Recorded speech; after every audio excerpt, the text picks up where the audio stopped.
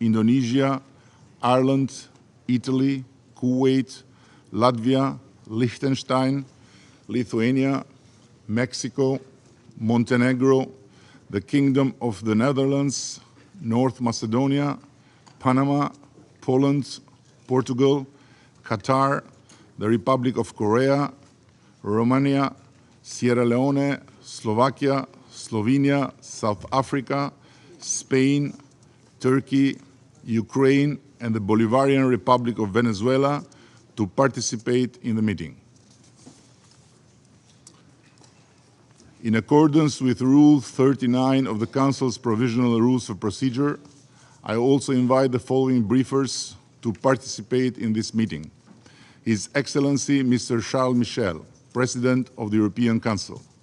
His Excellency Mr. Bujar Osmani, Chairperson in Office of the Organization for Security and Cooperation in Europe. And His Excellency Grand Chancellor Riccardo Paterno di Montecupo, Sovereign Order of Malta. It is so decided. I also propose that the Council invite His Excellency Archbishop Paul Richard Gallagher, Secretary for Relations with States and International Organizations of the Holy See, to participate in the meeting, in accordance with the Provisional Rules of Procedure and the previous practice in this regard. There being no objection, it is so decided.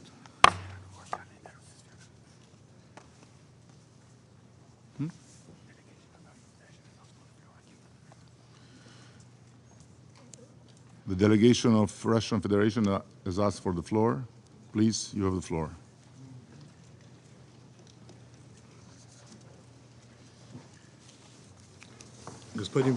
Mr. President, you were hasty in saying the words, "it is so decided." We had two questions. First and foremost, we wish to ask you on what basis you propose to give the President of Ukraine, Vladimir Zelensky, the floor before members of the Security Council speak, many of whom also are represented at the level of heads of state and government. And my second question, the second question I wish to pose, is on what basis are you inviting the Minister for Foreign Affairs of North Macedonia to today's meeting in the capacity as the chair of the OSCE? So I take note of the remarks made by the Russian delegation, and in response, I would like to confirm that notice of the speaking order was given to all Council members in advance, and in my view, it would have been preferable had this procedural matter been resolved at a technical level prior to the start of this open debate, so that we would have been able to proceed immediately to the substance of our deliberations today. I wish to recall that paragraph 33 of Presidential Note S 2017-507, agreed by consensus, states, and I quote, "When non-members are invited to speak to the Security Council, those who have a direct interest in the outcome of the matter under consideration may speak prior to Council members if appropriate." End of quote.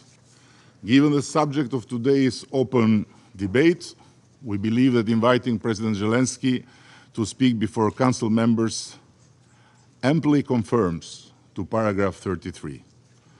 Moreover, giving the floor first to President Zelensky will provide the opportunity for Council members and the other member states participating today in such impressive numbers to respond to his remarks. Previously, in February of this year, the Russian delegation raised the same issue and was assured by then the Council President that ample precedents exist of non-Council member states taking the floor before Council members. Several cases were cited at that time, and others could be mentioned. I would add that at each of the previous 5 Security Council meetings in which President Zelensky was invited to participate, he spoke before Council members. I want to assure our Russian colleagues and everyone here that this is not a special operation by the Albanian presidency, but a continuation of a long and well-established practice of this Council, and today's speaking order therefore is in full conformity with the Council's guidelines and practices. As for the second question, I have a certain difficulty to understand what's the problem, because OSCE has an important role and is here because of its contribution to this meeting considered of essence. Yes, the OSCE representative here is an Albanian from North Macedonia, but if you would be more explicit what's the problem, I would be happy to help you.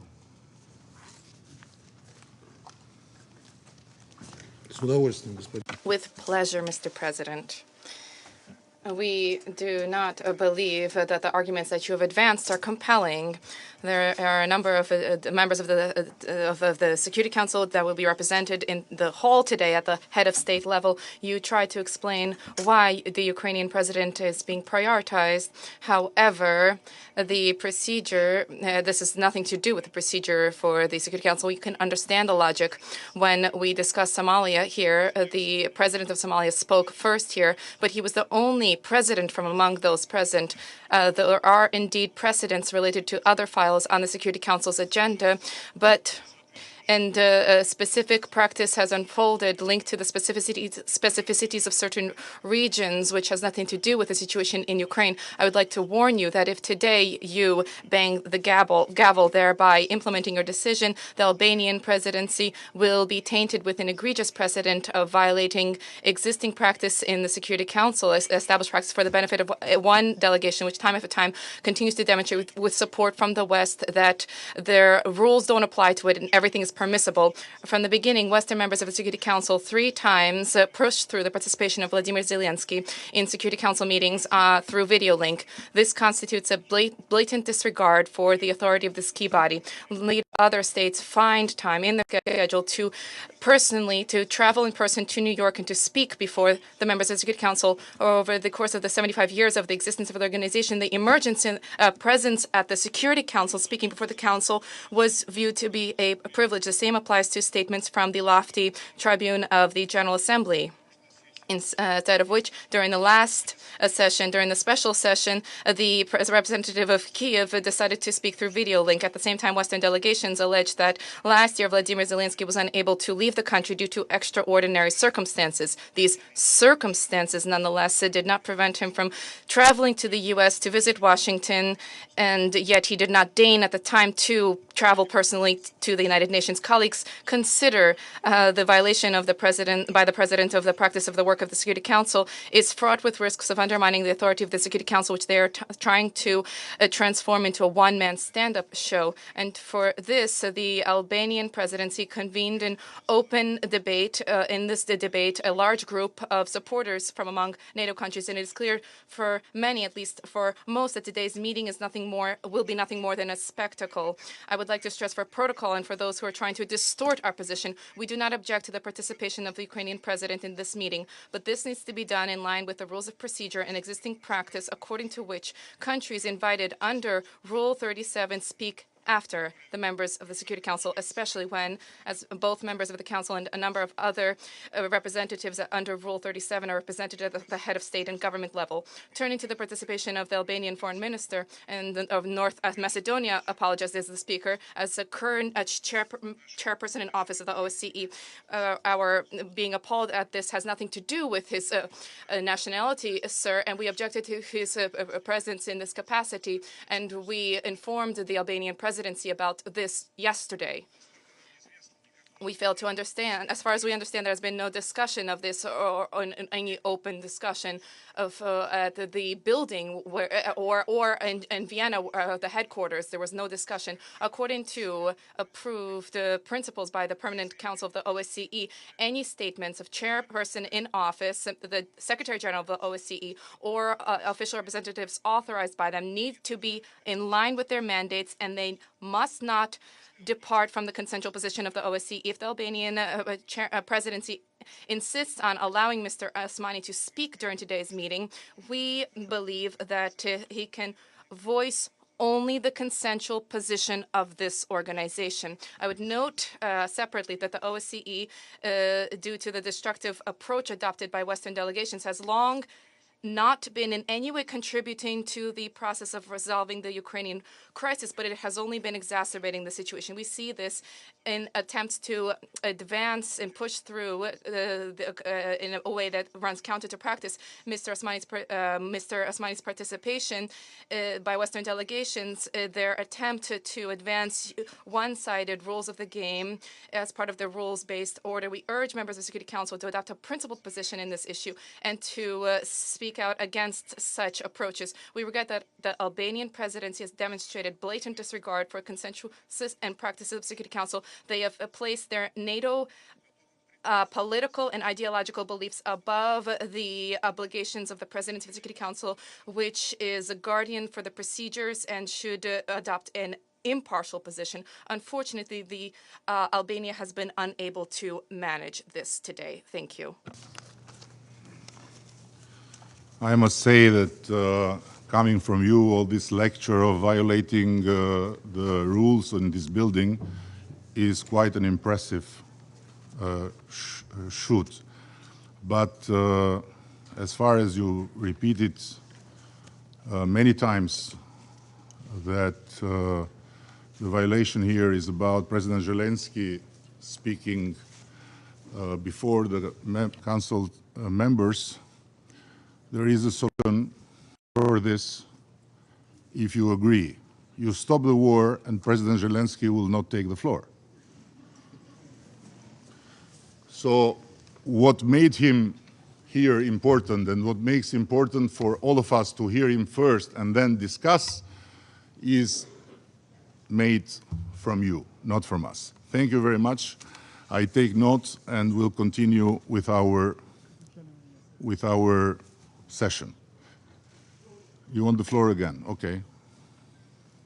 Mr. President, I wish to draw your attention to the fact that you today are acting as President of the Security Council, not speaking in your national capacity as a representative of Albania. Your objective is to conduct a meeting as is enshrined in the rules of procedure of the Security Council instead of providing political assessments in your capacity as the President of the Security Council. Thank you. I just responded to you after you addressing me as the Albanian Prime Minister and after you continuing to say incorrect things about what the procedure is here. If you don't want me to answer as an Albanian Prime Minister, don't provoke me as such. Anyhow, let's keep going now. The security, again, okay? Mr. President, I turn to you only as the President of the Security Council. Not once did I turn to you as the Prime Minister of Albania. Once again, I stress, I'm engaged in a procedural dialogue with you, not in a substantive dialogue. Please refrain from political assessments at the beginning of your statement at the Council. Yeah, it was you that talked about NATO, about Albania being in NATO, about NATO countries coming here, so all this has nothing to do with my role as President of the Council.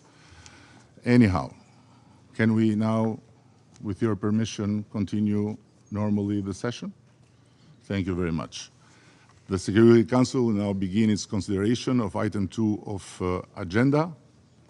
I wish to draw the attention of Council members to document S2023/653, a letter dated 6 September 2023 from the Permanent Representative of Albania to the United Nations addressed to the President of the Security Council. I now give the floor to the Secretary General, His Excellency Mr. Antonio Gutierrez. Mr. President, Excellencies, the United Nations Charter is our roadmap to a more peaceful world. The tools and mechanisms founded on the principles of the Charter are a how-to manual to resolve conflict. Together, our collective efforts over the years have contributed to preventing war on a global scale and saving millions of lives through peacemaking and preventing diplomacy, UN peacekeeping operations, disarmament and non-proliferation efforts, humanitarian and development programs, and activities to promote human rights. Cette semaine, just this week, the Sustainable Development Goals Summit agreed a rescue plan for the SDGs, an essential tool to prevent conflicts and crises of all kinds. Multilateralism works. It is essential and effective. But multilateral tools and mechanisms are weakening in the face of rising geopolitical tensions and challenges. Some are failing, while others, frameworks that are urgently needed, do not yet exist. The number of conflict-related deaths last year almost doubled. UN peace operations are under unprecedented strain. Nuclear disarmament is at a virtual standstill, and there are no adequate global frameworks to address the security threats posed by new technologies. I urge governments to go further and do better to recommit to their obligations under the UN Charter, to use the full range of diplomatic tools that it provides, to prioritize the prevention of conflict and crises, and to consider the proposals for new frameworks and tools in the new agenda for peace. Mr. President, Russia's invasion of Ukraine, in clear violation of the United Nations Charter and international law, is aggravating geopolitical tensions and divisions, threatening regional stability, increasing the nuclear threat, and creating deep fissures in our increasingly multipolar world. All this comes at a time when cooperation and compromise for multilateral solutions are needed more than ever to tackle challenges from the climate crisis to unprecedented levels of inequality to disruptive technologies. The United Nations organs have been clear in condemning the war.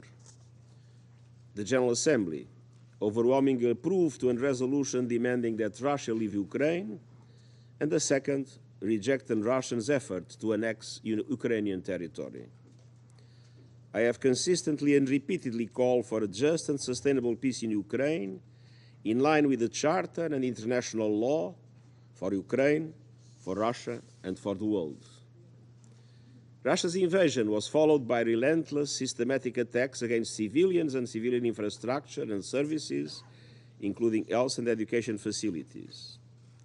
The war has killed or injured tens of thousands of civilians, destroyed lives and livelihoods, traumatized a generation of children, torn families and communities apart, devastated the economy, and turned vast areas of farmland into deadly minefields. Attacks on civilians and civilian infrastructure must stop immediately. Nearly half of Ukraine's population, some 18 million people, need humanitarian assistance and protection. More than 6 million Ukrainians have fled the country. The United Nations has worked collectively to mitigate the impact on people, both in Ukraine and around the world, and to support civilians. Our humanitarian programs have stepped up, distributing aid to more than 8 million people this year, in partnership with over 450 humanitarian organizations, half of them Ukrainian. The International Atomic Energy Agency has established a presence at Zaporizhia nuclear plant and other major Ukrainian nuclear sites to monitor safety, security, and safeguards. Together with the International Committee of the Red Cross, we successfully organized the evacuation of civilians from the Azovstal steel plant in Mariupol last year. Evidence of shocking and widespread human rights violations has been documented by UN agencies, including conflict-related sexual violence, arbitrary detentions, summary executions, mostly by the Russian Federation, and the forcible transfer of Ukrainian civilians, including children, to territory under Russian control or to the Russian Federation. This documentation is vital for accountability. And accountability for all human rights violations is crucial in line with international norms and standards. Mr. President, the war contributed to an unprecedented surge in global food prices, threatening millions with hunger and poverty.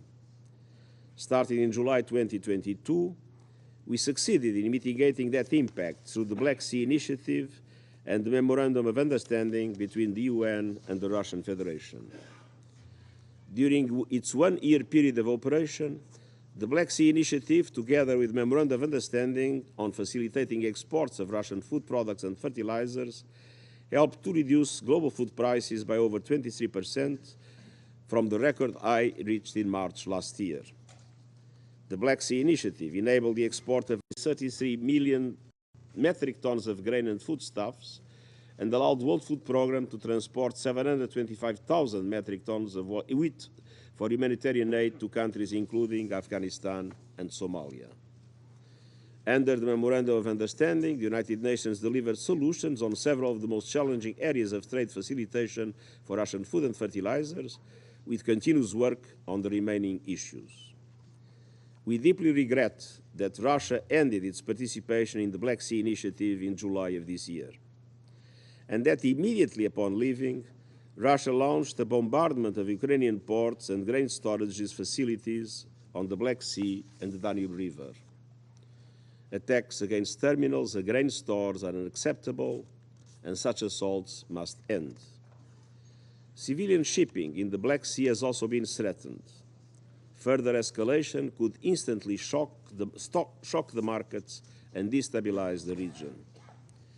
Volatility and uncertainty have already returned to international grain markets, while supplies from the harvest in Ukraine pile up. The bombardment is also undermining our efforts in the implementation of the Memorandum of Understanding with the Russian Federation. It has led many of those whose goodwill is needed, notably in the private sector, to question whether there is any real interest in returning to the Black Sea Initiative. We remain engaged with all parties, aiming to ensure safe and secure exports of grain and fertilizer from Russia and Ukraine, and these must be put on a stable footing without the repeated threat of interruption. I'm grateful to the government of Turkey for its contributions and urge all member states to support our efforts. Mr. President, the United Nations continues to work towards a just and lasting peace in Ukraine, in line with the Charter, international law, and the resolutions of the General Assembly. I urge all countries to do their part to prevent further escalation and to lay the foundations for sustainable peace.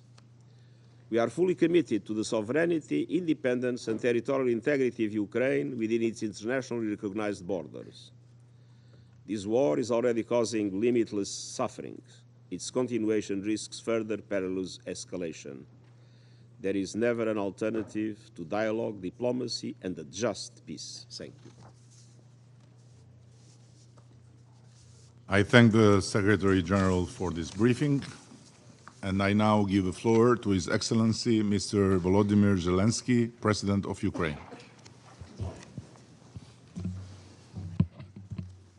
Thank you so much. Thank you.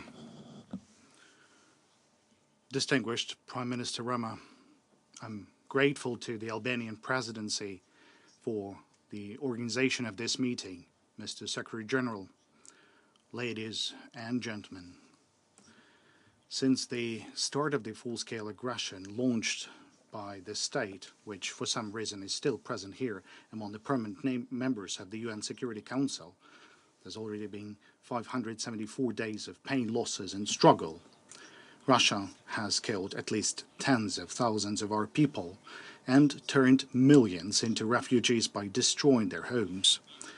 Most of the world recognizes the truth about this war. It is a criminal and unprovoked aggression by Russia against our nation aimed at seizing Ukraine's territory and resources. But it's not just that. The terrorist state is willing, through its aggression, to undermine all the grounds of international norms meant to protect the world from the wars.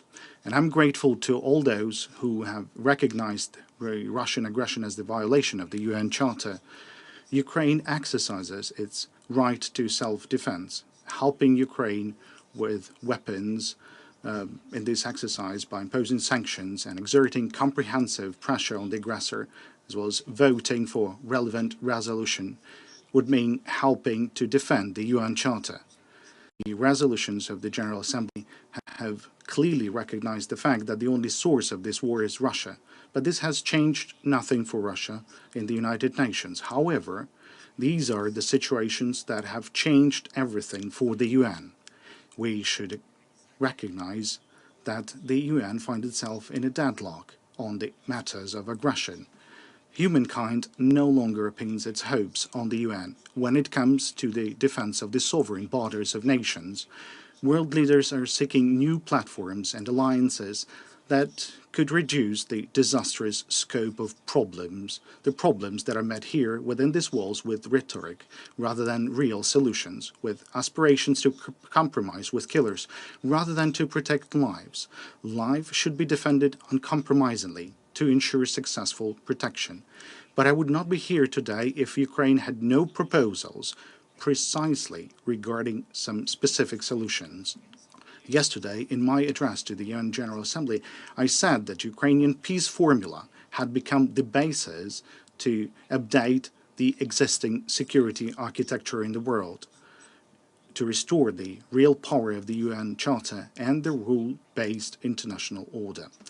Now, I would like to present some very specific details based on the peace formula. Notably, it's point 5, and it's called Implementation of the UN Charter and the Restoration of Ukraine's Territorial Integrity and the World Order. All in the world can see what makes the UN incapable. Unfortunately, this seat in the Security Council, which Russia occupies illegally through backstage manipulations following the collapse of the Soviet Union, have been taken by liars, whose job is to whitewash the aggression and the genocide being carried out by Russia. And all the UN actions, either by the Security Council or by the General Assembly, that could have stopped this aggression are shattered by the privilege granted to the aggressor with this seat. Veto power in the hands of the aggressor is what has pushed the UN into a deadlock. Today, no matter what nation you might be, a nation with hundreds of millions of people, or a small nation, a nation that bravely defends its independence, or a country whose long history of independence can help others, a state in need of help, or a nation that could provide some genuine support, a state relying on its army, or a state considering the UN Charter, but not the army, as its first and last line of defense. Regardless of who you are, the current UN system still makes you less influential than the veto power possessed by a few and misused by one, Russia. That is to the detriment of all other UN members. These days, in the General Assembly, we can hear the word inequality too often. Inequality is mentioned by different nations, both larger and smaller. It is precisely inequality that renders the UN ineffective. I regret that so far the UN Security Council is just the largest and the most visible platform in the world.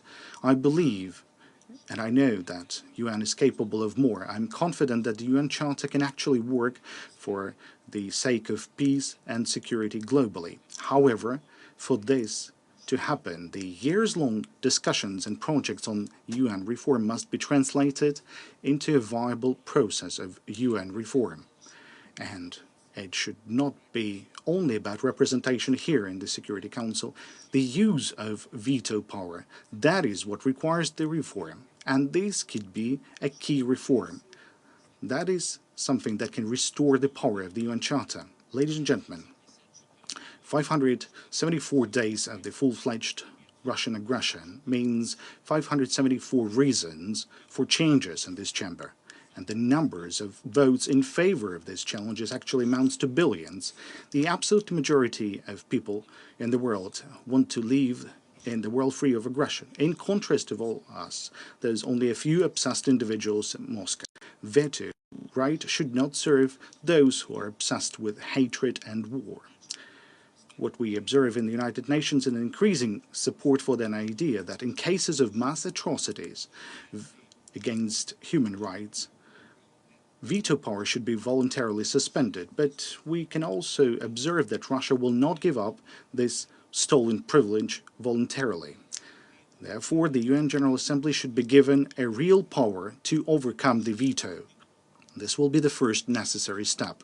If it is impossible to stop the war because all efforts are vetoed by the aggressor or those who condone the aggressor, it is necessary to bring this issue to the attention of the General Assembly.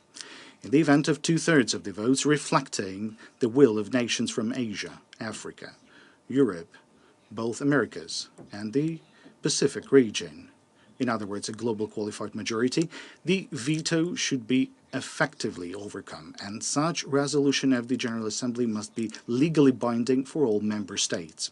The second step, the UN Security Council must be fully accountable to the nations of the world.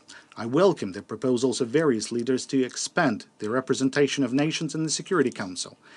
The composition of the permanent members of the Security Council should reflect the current realities, and justice. Ukraine considers it unjust when billions of people do not have their permanent representation in the Security Council. The African unity must be here permanently. Asia deserves broader permanent representation. It cannot be considered normal when nations like Japan, India, or the Islamic world remains outside the permanent membership of the Security Council. One should take into account the changes that have taken place in Europe, notably that Germany has become one of the key global guarantors of peace and security. This is a fact. Therefore, it is also a matter of fact that Germany deserves a place among the permanent members of the Security Council. Latin America must be represented here permanently, and the Pacific states as well. However, we should not confine our attention to those in top seats only. There is a need to expand the participation and access to the activities of the UN Security Council and its subsidiary bodies for all members of the UN General Assembly who are not recognized as aggressors.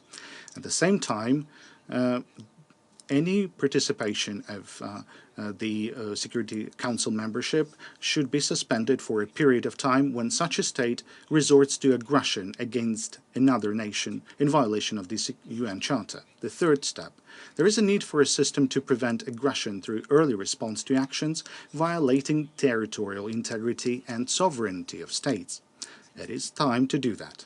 The nations of the world should agree on such a mechanism for responding to aggressions to protect others that everyone would want for their own security. The Russian invasion of Ukraine has shown what can serve such a mechanism.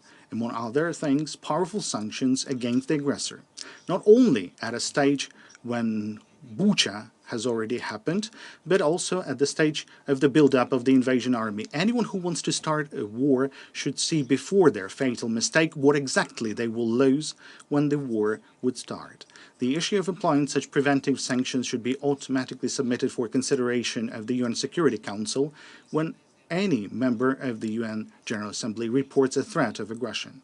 Ukrainian soldiers now are doing at the expense of their blood what the UN Security Council should do by its voting. They're stopping aggression and upholding the principles of the UN Charter. And now talking about the territorial integrity. This is an element of both the UN Charter and our peace formula that is inextricably linked to the issue of cleaning the territory from the occupiers. occupation is an inexhaustible source of dynamite under the international rule-based order. So I will provide examples of concrete steps that to be taken for the security architecture to be strong, using Ukraine as an example. Very specific things, just like Ukrainians. First, complete withdrawal of all Russian troops and military formations, including the Russian Black Sea Fleet or its leaky remnants, as well as the withdrawal of all mercenaries and paramilitary formations of Russia from the entire sovereign territory of Ukraine within our international recognized borders as of 1991. Second, full restoration of Ukraine's effective control over the entire state border and exclusive economic zone, including the Black and Azov Seas, as well as in the Kerch Strait. In fact, only the implementation of these 2 points will result in an honest, reliable, and complete cessation of hostilities. Ladies and gentlemen, reform of such international institutions were made following tragedies, following major wars. We should not wait for the aggression to be over. We need to act now. Our aspiration for peace should drive the reform. As I was preparing the Ukrainian peace formula, I underpinned its points by the principles of the UN Charter. Only the principles of the UN Charter and resolutions adopted by the General Assembly. This is precisely what enables the Ukrainian peace formula to become global. The nations that engage with the formula realize that they're working for the rule-based international order, for the protection of territorial integrity and sovereignty of states, protection of human rights, prevention of aggression, and genocidal policy. Naturally, the epicenter of such efforts should be in this very chamber, the UN Security Council chamber, and even to the greater extent in the General Assembly Hall. If reform of UN institutions is necessary for that, then we should not be afraid of such reform. We are ready to work together with UN members who have joined the peace formula to work on relevant draft resolutions and amendments to the UN Charter. And I would like to make it clear for everyone in the world that Ukraine is proposing, while addressing to nations of the world and calling them to join the implementation of the peace formula. Every country can demonstrate its leadership within the framework of one or more, or maybe all points of the peace formula. We can establish groups based on the points of the peace formula, where national security advisors to heads of states and diplomatic representatives work. Now, these groups are tasked to elaborate a list of decisions and legislative proposals to be implemented in order for the relevant point of the peace formula to be fulfilled. We're ready to hold 10 conferences at the level of advisors and in accordance with the 10 points of the peace formula, then a summit on the level of leaders. Later, these drafts would be prepared and submitted for consideration by heads of states at the respective summit. Thereby, all nations of the world that respect peace can actively participate in restoration of peace. Cooperation is always the key word for Ukraine in international relations. This word is also key for peace. So let the peace prevail. May our institutions and our cooperation be stronger. I thank you for your attention, and thank you for the possibility to address you. Thank you for this invitation. Thank you. Glory to Ukraine. I thank His Excellency President Zelensky for his briefing, and I shall now make a statement in my capacity as the Prime Minister of the Republic of Albania. Mr. Secretary General, Excellencies, Head of State and Governments, distinguished representatives, thank you all for being here today. The presence of such considerable number of dignitaries speaks to the very high importance of the issue at hand. Thank you, Secretary General, for your remarks. They resonate with and reflect the values and principles of our organization. President Zelensky, I'm grateful for your presence here at such a tragic moment in your country's history. Your strong words translate the pain of your compatriots and convey very clearly, together with your firm determination, the grit of your people and the unwavering hope of your nation. Excellencies, while today the world needs more than ever an acute sense of responsibility from all of us to confront the multiple challenges and threats facing our planet, conflicts, unconstitutional seizures of power, climate change, devastating floods and unforgiving droughts, including unpredictable and severe wildfires, what we witness instead is more and more disruptive attitudes, reckless acts, and growing conflictuality within and among states. In many parts of the world, the examples of force have proliferated, while the force of example has become a rarity. Who could have imagined, until not long ago, that in the third decade of the 21st century, a disastrous war started by a permanent member of this Council would put Europe at risk by brutally undermining all the principles that gave birth to the United Nations? Who could have imagined, until only a few years ago, that an unjustified, unjust, and unprovoked military aggression of a big country against a new democracy would not be immediately, promptly, and universally condemned by all the nations who gather here and share the same goals and principles? How to understand the yes, buts, or calls on both sides with arguments in order to avoid calling a spade, and which refuse to call a brutal aggression by its only and real name, a man-made tragedy that is inflicting untold suffering to the Ukrainian people, but also reverberating across world regions, hurting growth, raising prices, and threatening with hunger and starvation hundreds of millions of people. An aggression in the heart of Europe cannot be Europe's problem only, as some think, as some say, or as some whisper. Cynics may think that Ukraine is just a problem dropped on the lap of the democratic West to deal with, and they even mumble that what goes around comes around, implying that this is a natural payback for what might have happened before, elsewhere, in other times. Is it? Really? I invite everyone to think twice. This war of aggression must be everyone's business. Let me remind us by paraphrasing the tragic account by Martin Niemöller. First they came for Georgia. I did not speak out. Then they came for Crimea. It was not my country, so I did not speak out. Then they came for the whole Ukraine, but I was not Ukrainian, and I did not speak out. And then they came for me, but there was no one left to help and defend me. As we speak, there have been more than 26,000 civilians that have passed away. Tomorrow the number will be higher, and it will increase every other day for as long as this war continues.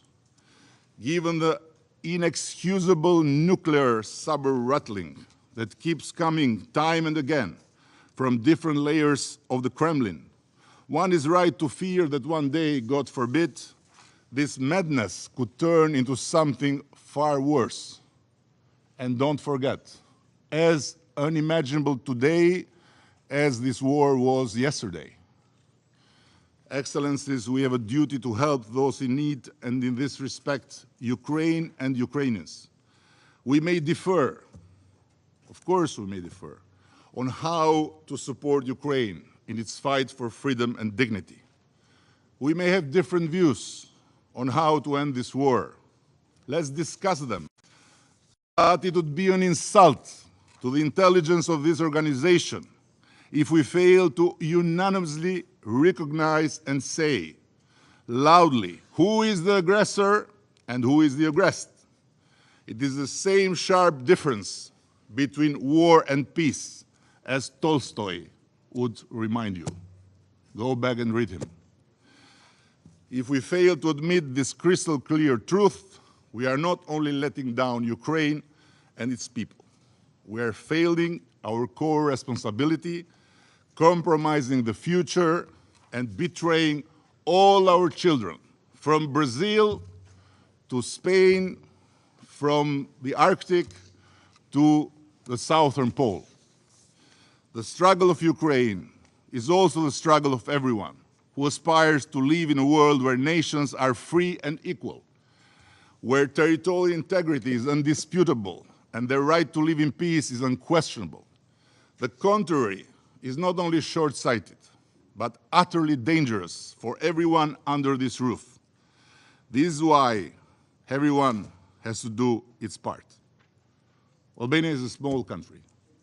Our continued support to Ukraine may not change the dynamics on the battleground, but it contributes to not rewarding aggression, to not accepting annexation, and not letting the obvious become dubious. And again, I repeat, we may differ on how to deal with this. We may have different views on how to go towards peace. But how possibly we can have different views on who is the aggressor and who is the aggressed? Excellence, le devoir principal. Excellencies, the main duty of the Security Council is to act decisively on behalf of the entire world and in the service of the world.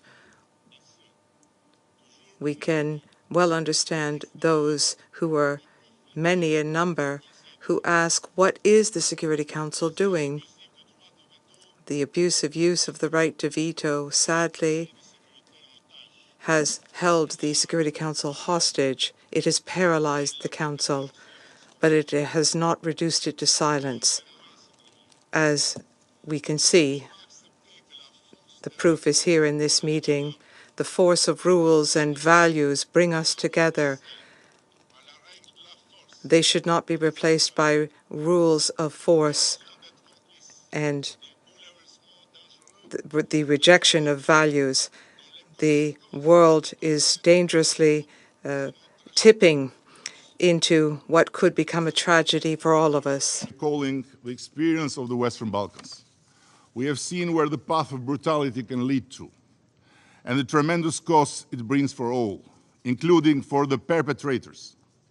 History has confirmed that those who saw war as a shortcut to achieve their goals ended up regretting it forever.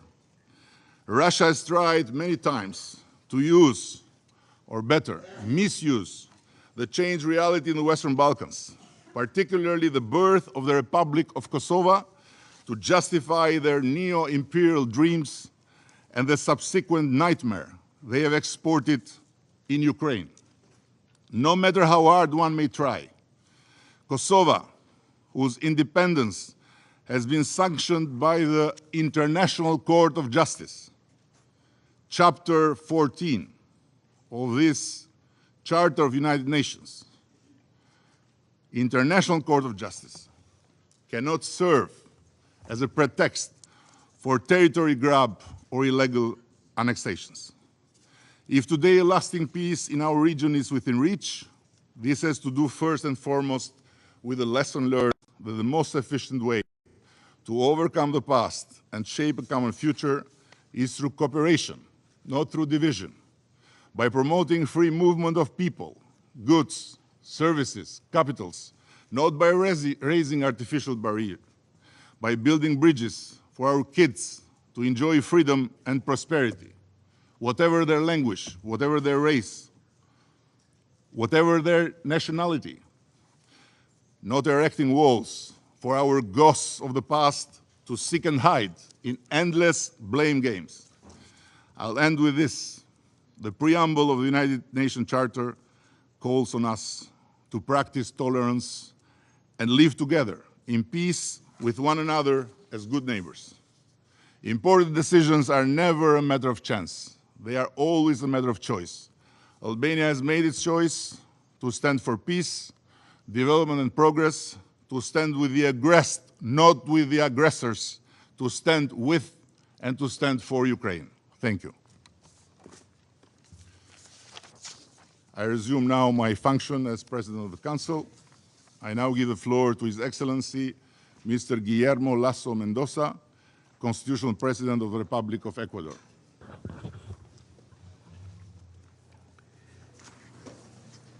Su Excelencia.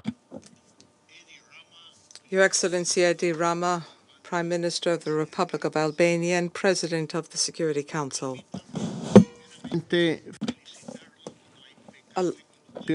Del Consejo de Seguridad.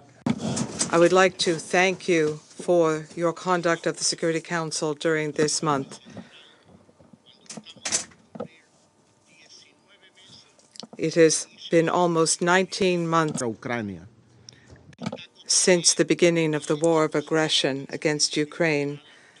The briefing provided by Secretary General Antonio Guterres continues to appeal to the Russian Federation to give peace an opportunity. This war cannot go on yet another day.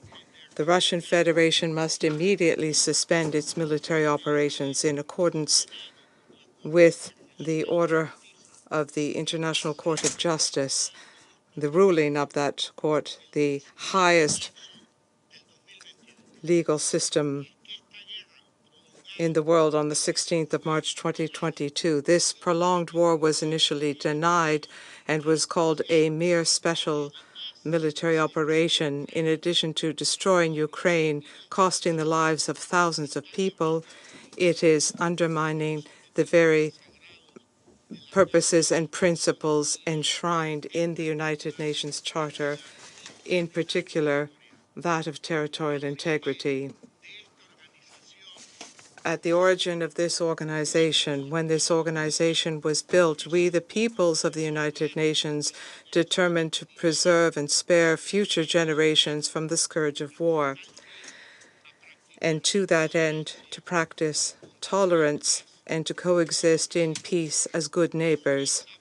On that basis, the United Nations Charter was built.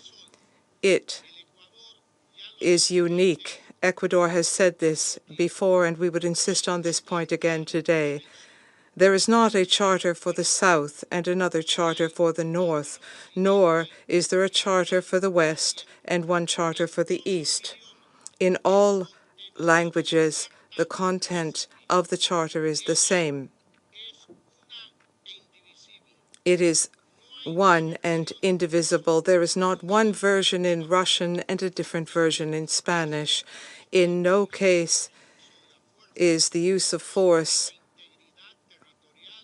to be used against the territorial integrity or the political independence of a state, or to be used in any way which runs counter to the purposes of the United Nations.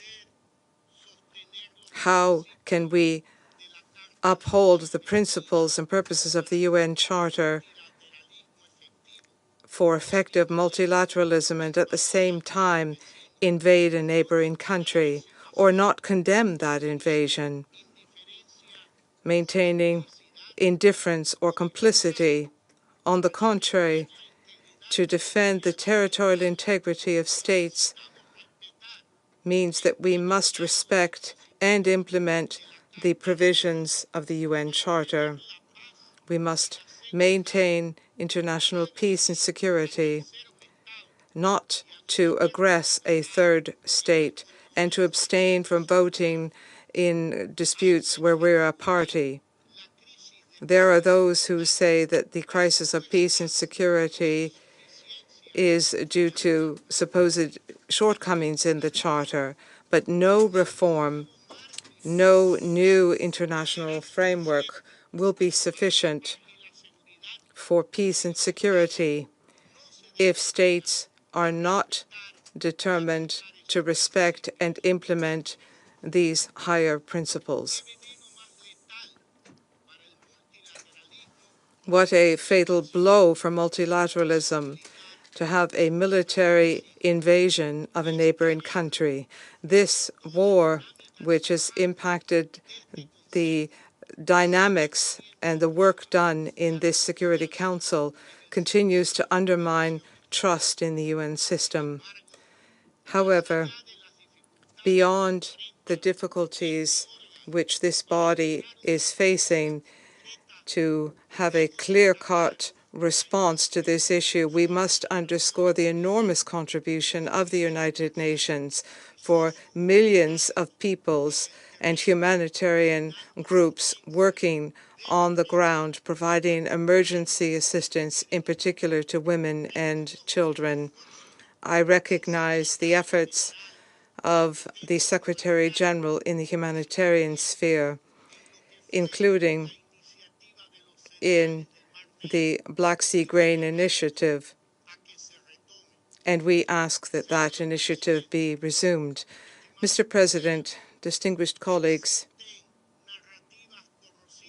there are corrosive narratives which claim to justify this war, but there is no justification with any legal foundation. We have been told, for example, that the invasion of Ukraine is in response to a supposed group of countries of the West aiming to weaken Russia. We've been told that Russia is acting in self-defense in the face of anti-Russian policies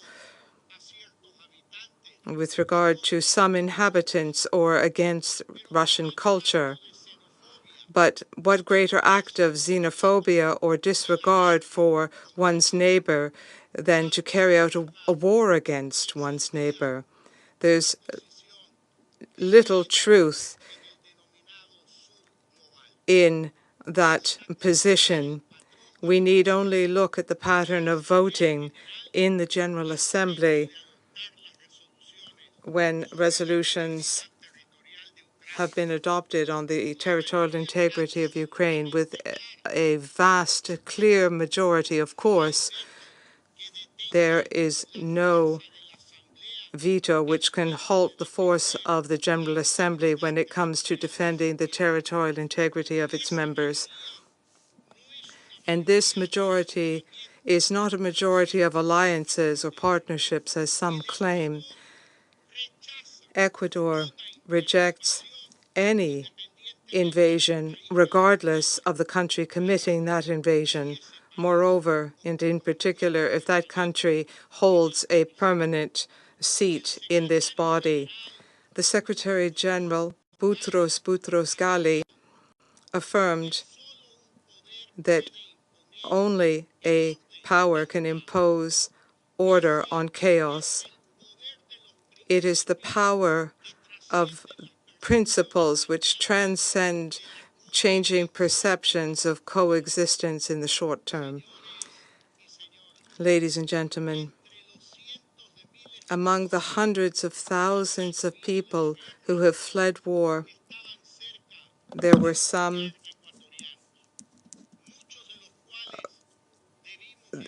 many Ecuadorians. Many of them had to flee through emergency operations with a support team out of Ukraine and into neighboring countries. These people were some of the first people impacted by the serious humanitarian fallout of this invasion, which continues to worsen. Millions of people are now forced to leave their homes. They have been the hardest hit. Primarily women, girls, and boys are the ones who are hardest hit. This war has continued to have a global impact as well. It has exacerbated the nuclear threat. It has led to global food insecurity, and it has impacted economies, in particular the economies of developing countries. For all of these reasons, we appeal to the members of the Security Council, individually and collectively, to redouble our support so that the efforts and the good offices of the Secretary General can be played out on the humanitarian and political fronts so that we can work towards just peace based on territorial integrity and on the principles of the UN Charter immediately. Thank you very much. Thank you. Thanks to His Excellency Mr. Lasso Mendoza for his statement. I now give the floor to His Excellency Mr. Nana Addo Dankwa Akufo-Addo, President of the Republic of Ghana.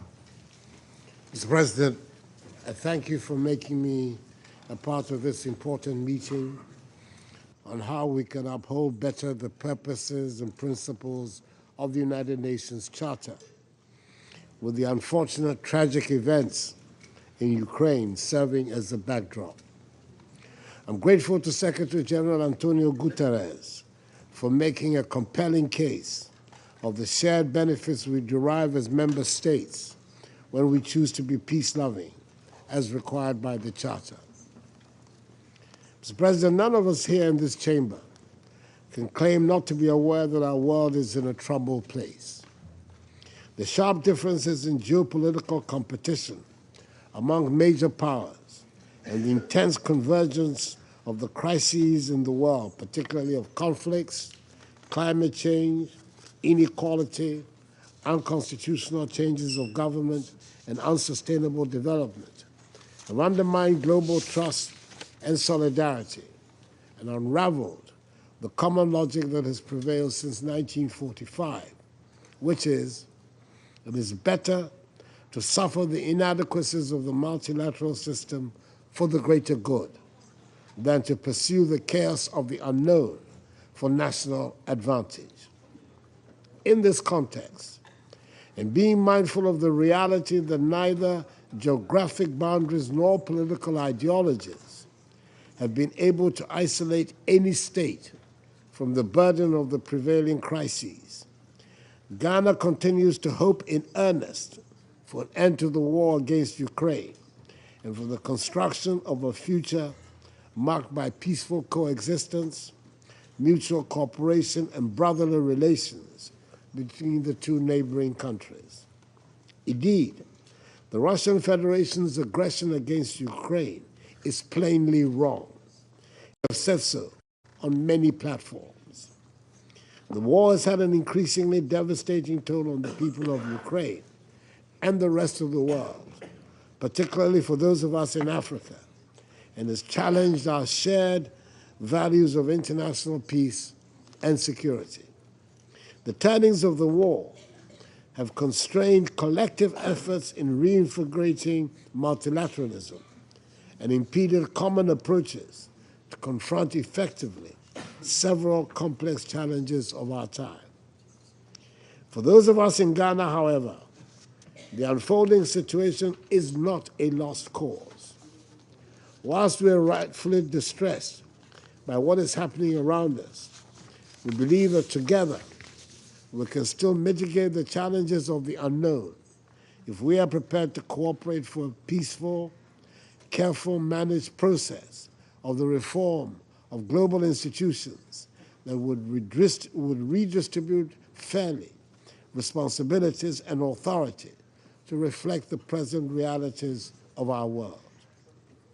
We also believe that history has a lesson to teach, and the painful lessons of the two previous world wars inspired the solemn commitments made by the founders of the United Nations to refrain from the use of force in their relations among states. That common understanding to replace force and might with the rule of law, cooperation, and the peaceful settlement of disputes underpins the purposes and principles of the United Nations Charter and remains valid if we are to avoid a Hobbesian state of affairs in interstate relations.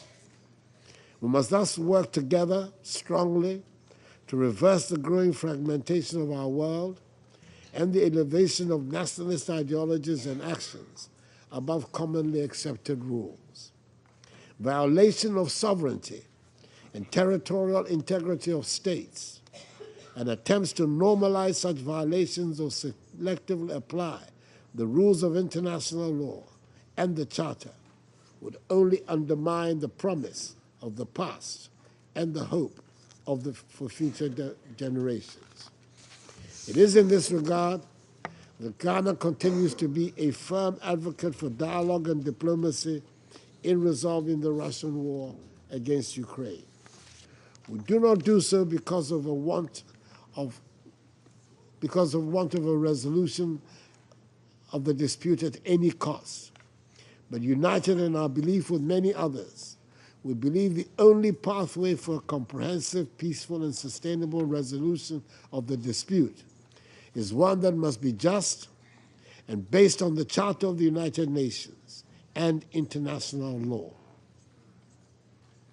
In taking a principled position on the conflict in Ukraine, Ghana has been concerned about the ramifications of the war on the global community and multilateralism.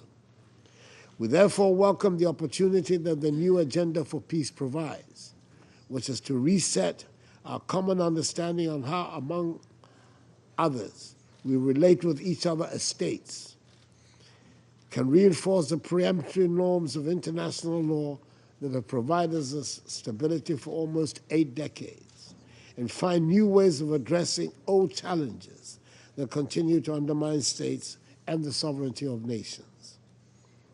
Mr. President, in support of the choices we need to make for a renewed and inclusive multilateralism, I would want to share 3 key messages.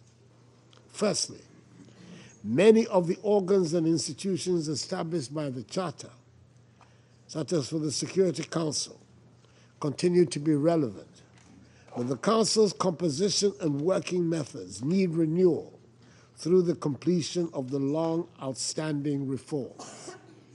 In support of the Common African Position on Security Council reforms contained in the Azulwini Consensus, Ghana urges a transformation of the dialogue among member states to envisage an endpoint that delivers a Security Council that is representative and which also addresses the historical injustice done the continent of Africa.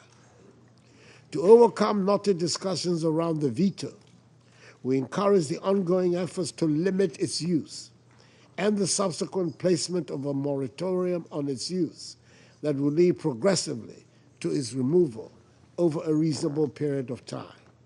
We cannot continue to have a Security Council that is structurally limited from being effective and yet demands universal acceptance for its decisions. As with many other things in life, with changes, we need to adapt, and with authority comes a responsibility that must be kept.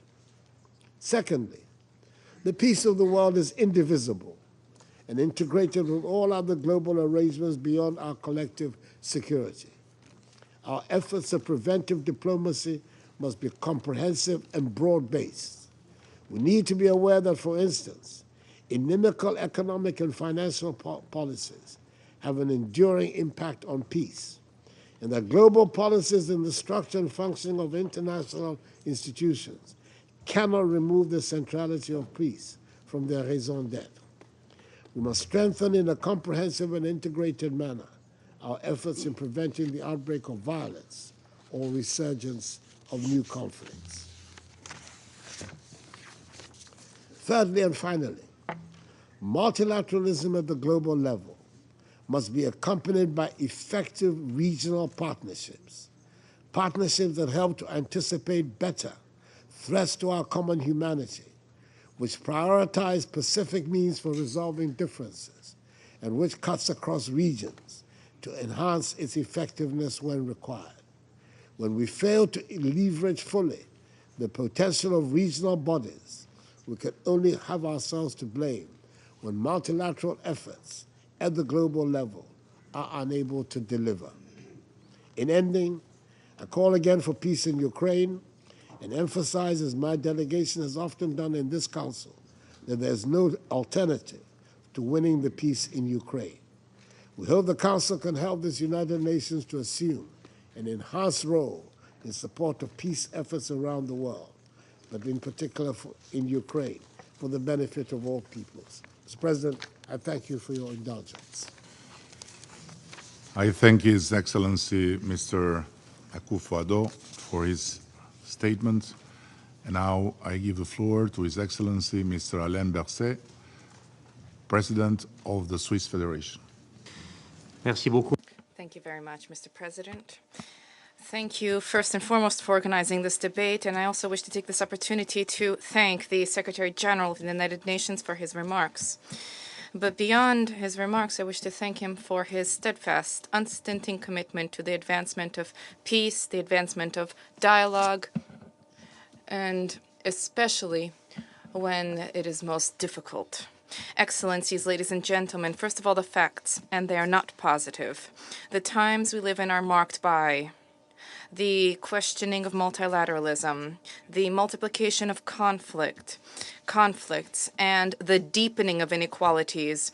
And there's a question, where's our responsibility? Where does our responsibility, our shared responsibility lie? Our responsibility, we who have convened here, at the very minimum, that is to recall the essential principles enshrined in the Charter of the United Nations. I've had a copy here, of course, and to fulfill the mandate which has been entrusted to us. This core text expresses our desire, our shared desire, the shared desire of all peoples to live in peace.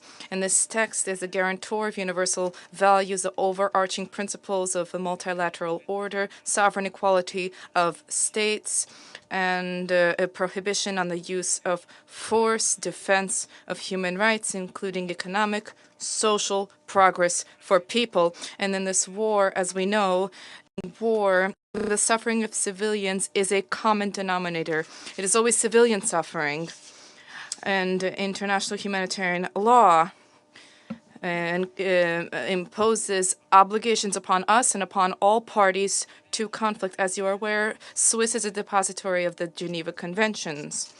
We are faithful to the long-standing tradition in this regard, and we are very much staunchly determined to uphold it and to ensure respect for international humanitarian law. And as members of the Council, we have committed to commit and implement this clear, unique mandate conferred upon us by the Charter of the United Nations, conferred upon all of us here, namely the maintenance of international peace and security.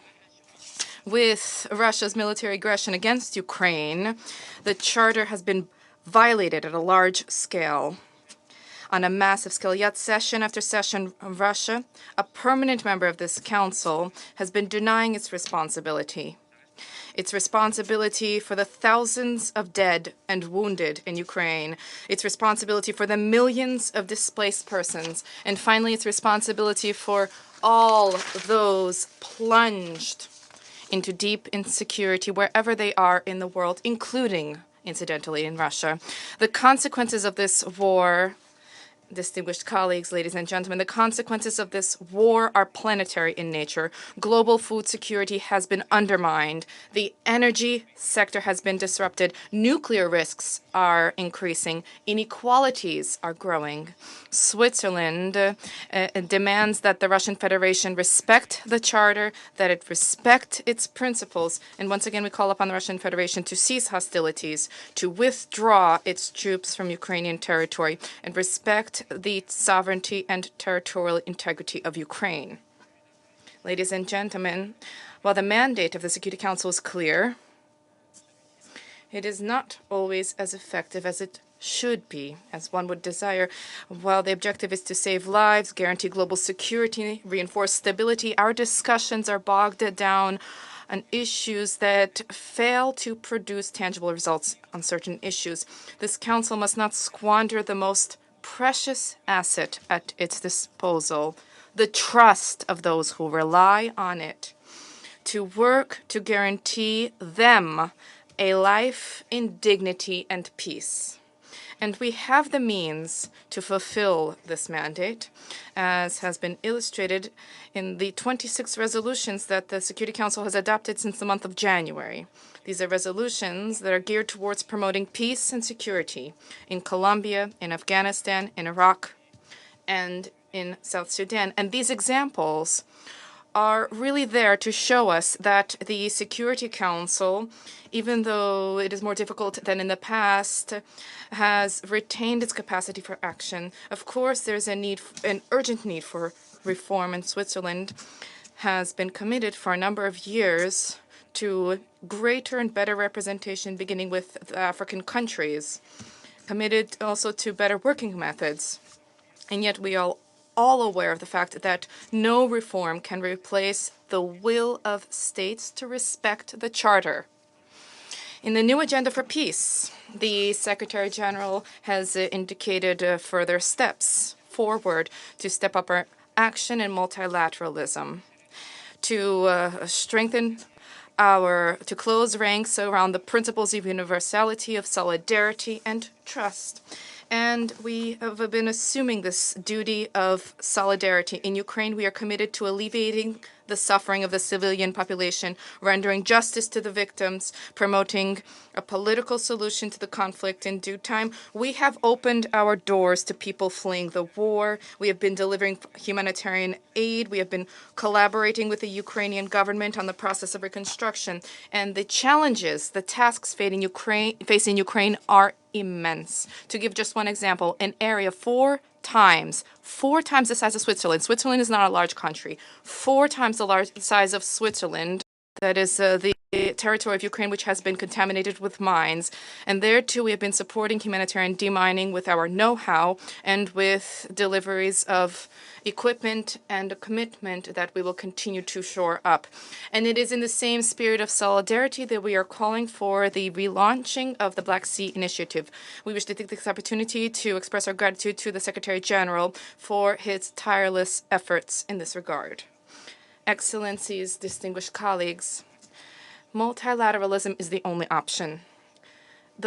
option to achieve peace, the only way to move away from individualistic thinking in which each side seeks only to defend their own interests, to maximize their own influence, the only option to relaunch the search for common sustainable solutions that guarantee a dignified life for all. And against this backdrop, in this spirit, Switzerland welcomes diplomatic initiatives in favor of a lasting peace in Ukraine, a peace rooted in the principles of the Charter of the United Nations, the Charter which is truly the cornerstone of peaceful coexistence of all states. In the past and today, threats, isolationism, violence have never provided answers to the dysfunctions and imbalances of the world in which we live. And this Council, Security Council, can only successfully fulfill its mandate. Therefore, ensure the common desire of all people of this world to live in peace and security to be made a reality. Only can it achieve this if it acts in a spirit of trust and collaboration. This spirit must guide everyone around this table. Today, we have an opportunity to reverse course, to change the situation. We have this opportunity, but there's a need for will to be there, for ardent will to be there, because a lasting peace is worth more than any fleeting gain. Thank you. Mr. Berset for his statement. And now I give the floor to His Excellency Mr. Fumio Kishida, Prime Minister of Japan.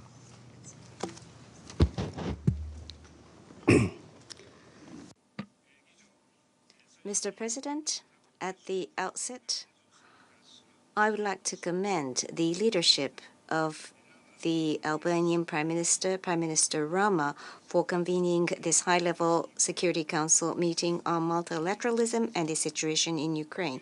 I also welcome the participation of President Zelensky of Ukraine. Today, the international order based on the rule of law is facing an unprecedented crisis and challenge. It is the Charter of the United Nations that is the foundation of international order. The Charter provides that the Security Council has primary responsibility for the maintenance of international peace and security. We are gathered here today because of the infringement of the rule of law by one of the permanent members of this very council. Mr. President, I visited Kyiv and Bucha in March of this year and also went to the sites of the tragedies. I will never forget the heartbreaking feelings I had at that time. I renew my determination that Japan stands with Ukraine. We condemn in the strongest terms Russia's aggression against Ukraine, which is a clear violation of international law, including the UN Charter. The aggression must be stopped immediately, and the troops must be withdrawn right now and unconditionally. Any attempt to unilaterally change the peacefully established status of territories by force or coercion must not be tolerated anywhere in the world. Irresponsible nuclear rhetoric, the deployment of nuclear weapons in Belarus, and the occupation and militarization of Zaporizhzhia nuclear power plant pose a threat to world peace and stability. Russia's nuclear threats, let alone its use of nuclear weapons, are unacceptable. Abuse of the veto power to obstruct the decisions of the Security Council and undermine its credibility cannot be accepted by the international community. Mr. President, Russia's aggression against Ukraine has exacerbated concerns over a rule of lawlessness around the world. We must not allow the creation of a second or third Ukraine. It is essential to achieve a comprehensive, just, and lasting peace in Ukraine conforming to the principles of the UN Charter in order to protect an international order based on the rule of law. Japan supports President Zelensky's sincere efforts to uphold the basic principles of the United Nations Charter in his peace formula. In Hiroshima in May, I myself, together with leaders of a wide range of countries, including Ukraine, affirmed the importance of the principles of the Charter, including respect for sovereignty and territorial integrity and the peaceful resolution of disputes. Following these discussions, 2 meetings of National Security Advisors on Ukraine were held. Japan welcomes the participation of many countries, including the so-called Global South, and will continue to make a positive contribution. Mr. President, we must not forget that the aggression against Ukraine has caused serious problems such as refugees, food and energy insecurity, and threats to nuclear safety, and has led to suffering for many people around the world. Japan is committed to working together with other nations to promote efforts to support the afflicted people. Japan strives to promote human-centered international cooperation, overcoming differences in regimes and values in order to protect human dignity. Mr. President, there has never been a time when effective multilateralism, the theme of today's debate, is more needed than now. We must overcome numerous calamities, including the aggression against Ukraine, and realize multilateralism rooted in a spirit of solidarity. Bearing this in mind, I myself have engaged in a series of discussions with leaders of various countries. Japan has also organized Security Council open debate on the rule of law and peace building during our Council presidency to listen to the diverse voices of the international community.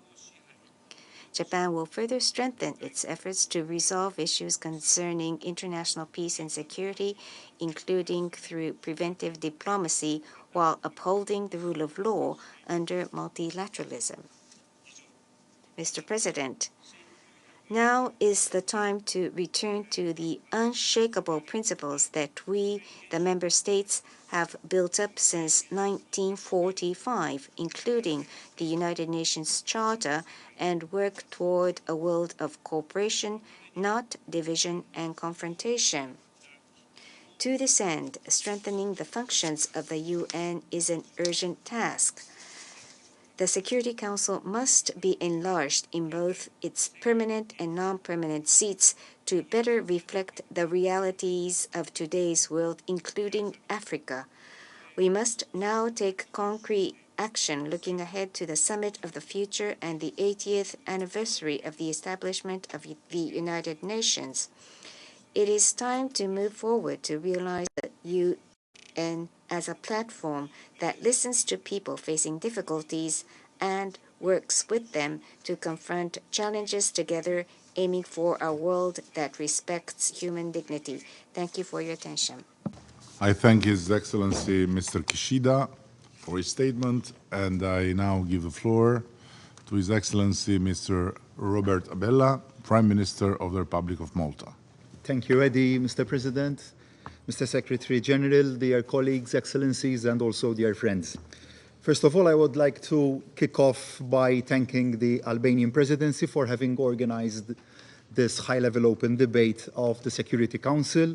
I also thank the Secretary General for sharing his thoughts with us earlier today.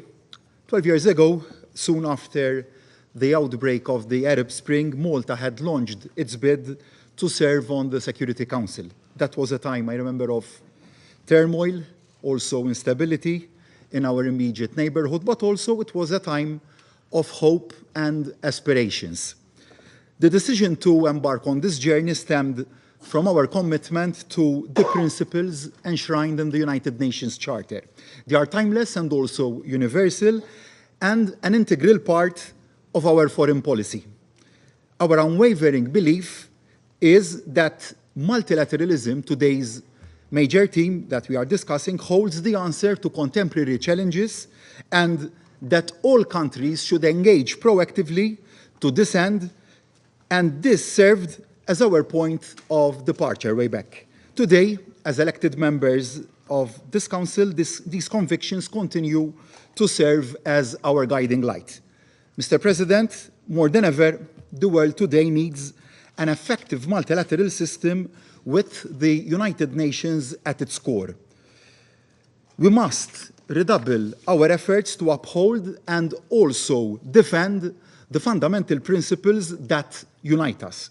We must promote our common values at a time when they are being aggressively undermined and threatened. We must protect them and adequately respond to any contempt for these values. At the same time, we must not lose sight of the fact that we are living in a world where conflicts, unfortunately, are on the rise. The nuclear threat still looms. The climate crisis is, unfortunately, spiraling out of control. Democracy and human rights are under a systematic attack. Global inequalities are deepening. Disinformation and misinformation campaigns are feeding as well as amplifying tensions. No country by itself can tackle these complex and existential challenges. They require our full and collective attention. Effective multilateralism is the only avenue to address these challenges in a decisive and holistic manner. Mr. President, if we are to reach these ambitious goals, we cannot resign ourselves to living in a world where might is right. Last year, the Russian Federation began its aggression against the Ukraine, violating its sovereignty and also its territorial integrity. These acts constitute a blatant violation of the United Nations Charter and also a violation of international law. They were overwhelmingly deplored and rejected by the General Assembly, who had called for Russia's immediate withdrawal of its military forces and the cessation of hostilities. This war profoundly undermines the multilateral system. It weakens and also destabilizes this very Council, the immediate and long-term consequences of such actions by a permanent member of this Council cannot be emphasized enough. And on the occasion of this debate, I reiterate Malta's full support for Ukraine's independence, sovereignty, and territorial integrity within its internationally recognized borders. I equally underline Ukraine's inherent right to self-defense as enshrined in Article 51 of the United Nations Charter. Ukrainian people have paid the heaviest price as a result of this unjustified and unprovoked war of aggression. It has led to another human-made catastrophe as the world was still struggling to find the path to normality following a crippling COVID pandemic. All wars are indeed devastating, and this is, of course, no exception. Lost lives are gone forever and will never be recovered. The scars of those wounded, injured, and traumatized by conflict never fully heal. Once the fighting is over, the road to recovery will still be a long and arduous one. Through its actions, Russia did not only bring war back to Europe's shores, it also generated a global food crisis that has seriously impacted mostly developing countries around the world. And while the Black Sea Grain Initiative allowed almost 33 million tons of grain to be shipped, Russia's unilateral decision to pull out of the deal has seen grain prices unfortunately soar up. Again, I once again state Malta's here uncompromising position that using hunger and food supplies as weapons of war is completely unacceptable. In closing, Mr. President, I reiterate and emphasize once again that there can be no peace in our future if the strong can trample on the weak. There can be no peace if international law can be brushed aside, if geopolitical interests so demand. There can be no peace if the rights of states and individuals can be suspended or revoked at any time.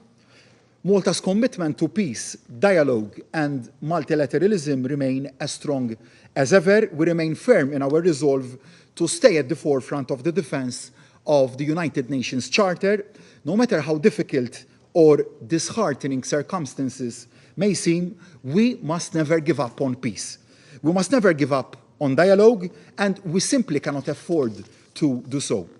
In this time of upheaval, our collective reply is to redouble and redouble and redouble our efforts and continue to invest in our multilateral system. In doing so, we must also reform this Council to make sure it is truly fit for purpose in today's world. A Council that is more transparent, more effective, more representative, more accountable, and also more democratic. Meanwhile, we remain convinced that the only step towards a lasting peace in Ukraine is for Russia to immediately cease all hostilities. It must unconditionally withdraw all its forces and also its military equipment from the entire territory of Ukraine within its internationally recognized borders. Thank you. I thank His Excellency Mr. Abella for his statement. Et je donne maintenant la parole à son... I now give the floor to His Excellency Mr. Raymond Dongsima, Prime Minister of Gabon.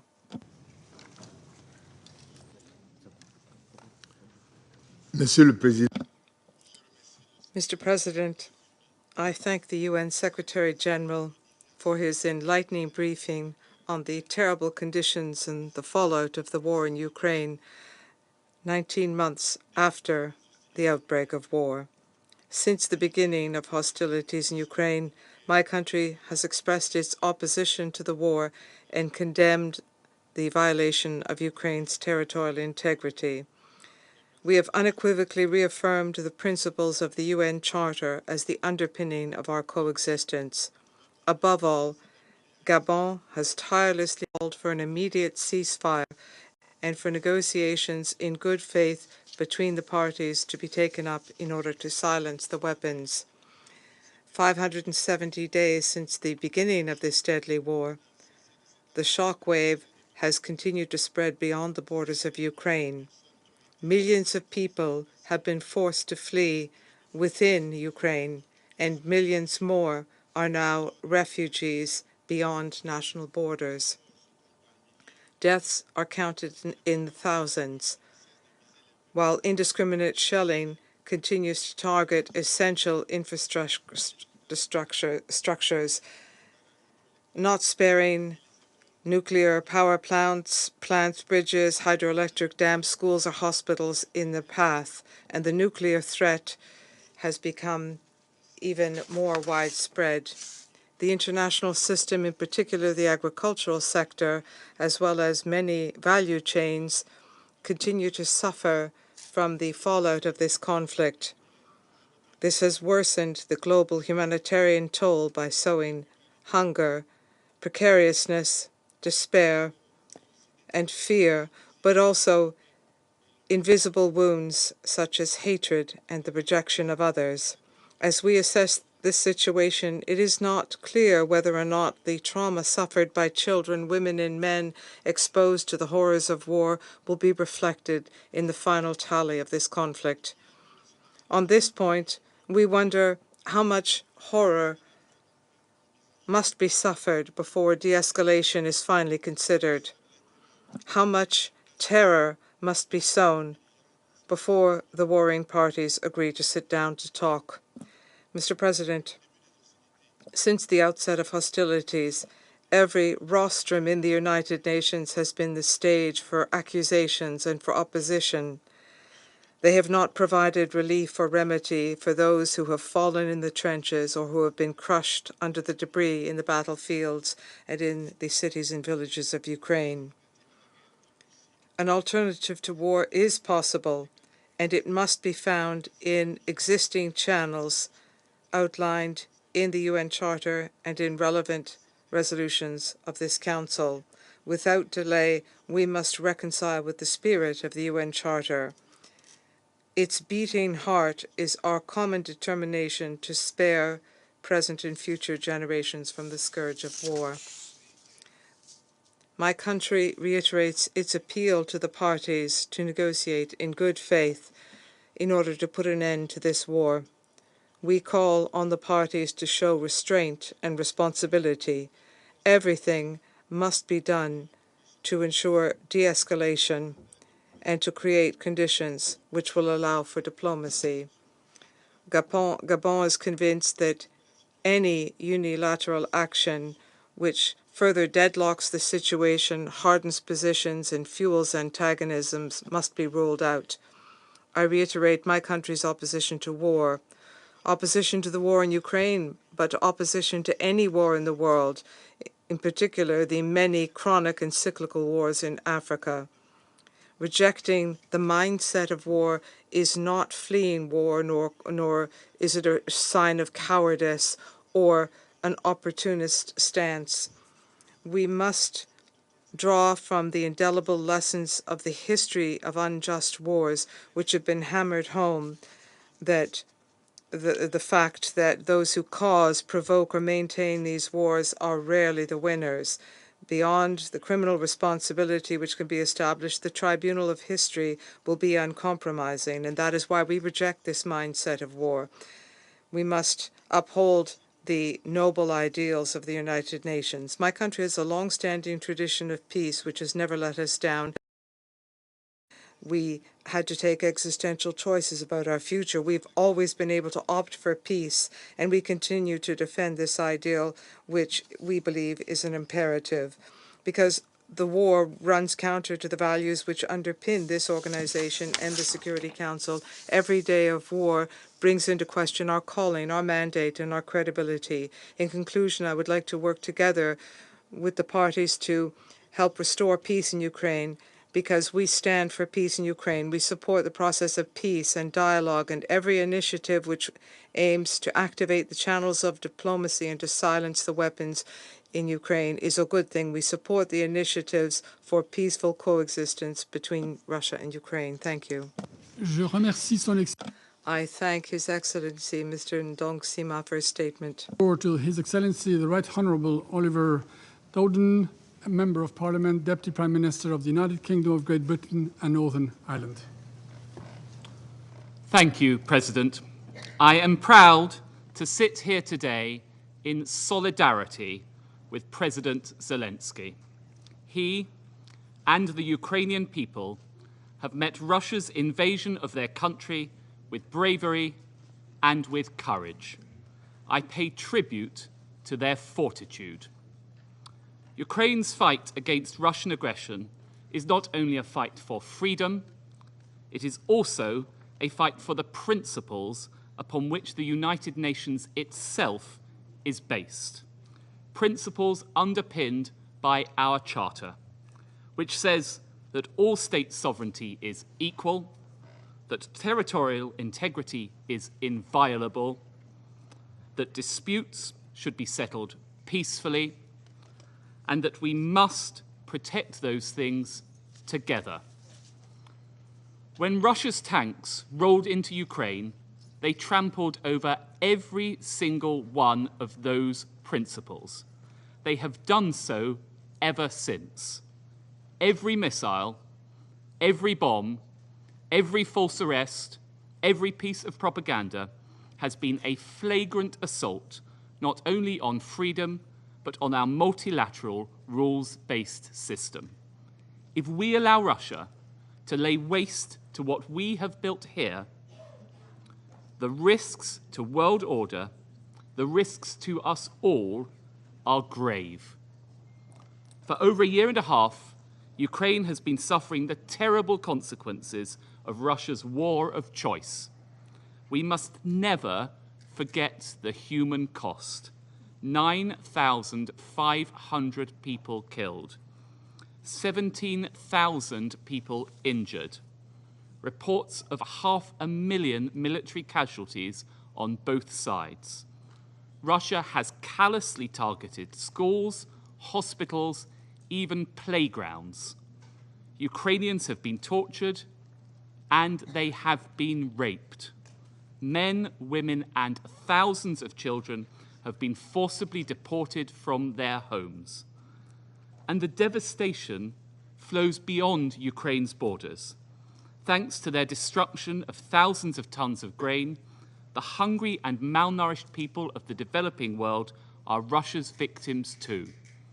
That is why the United Kingdom will contribute a further £3 million to the World Food Programme to continue President Zelensky's Grain from Ukraine initiative.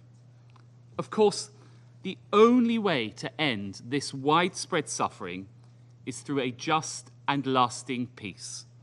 Ukraine has demonstrated their commitment to peace time and time again, including in Copenhagen and in Jeddah this summer.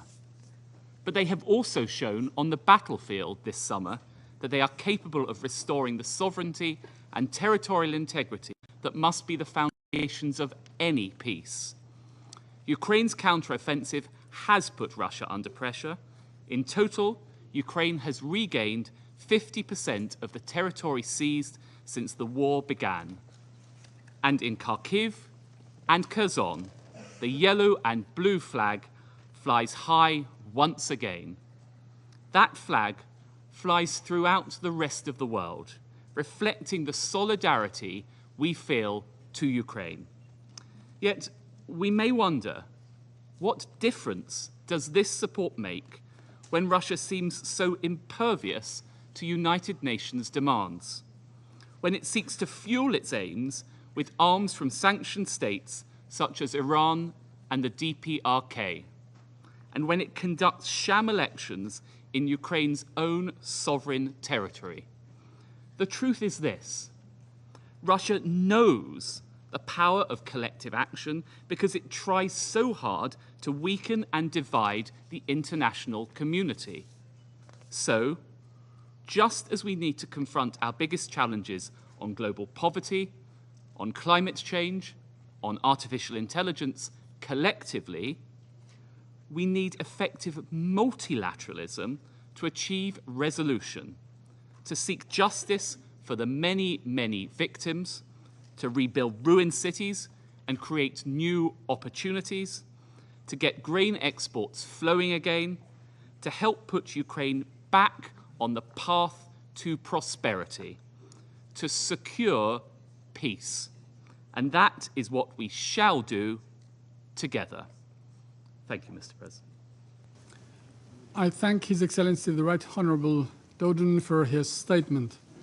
I now give the floor to His Excellency Mr. Antony Blinken, Secretary of State of the United States of America. Thank you very much.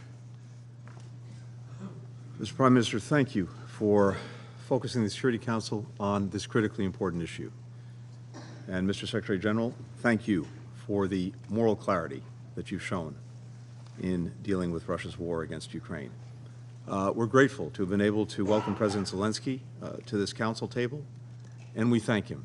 We thank him for reminding us yesterday, today, and every day what's at stake in this conflict, not just for Ukraine, not just for Ukrainians, but for all of us.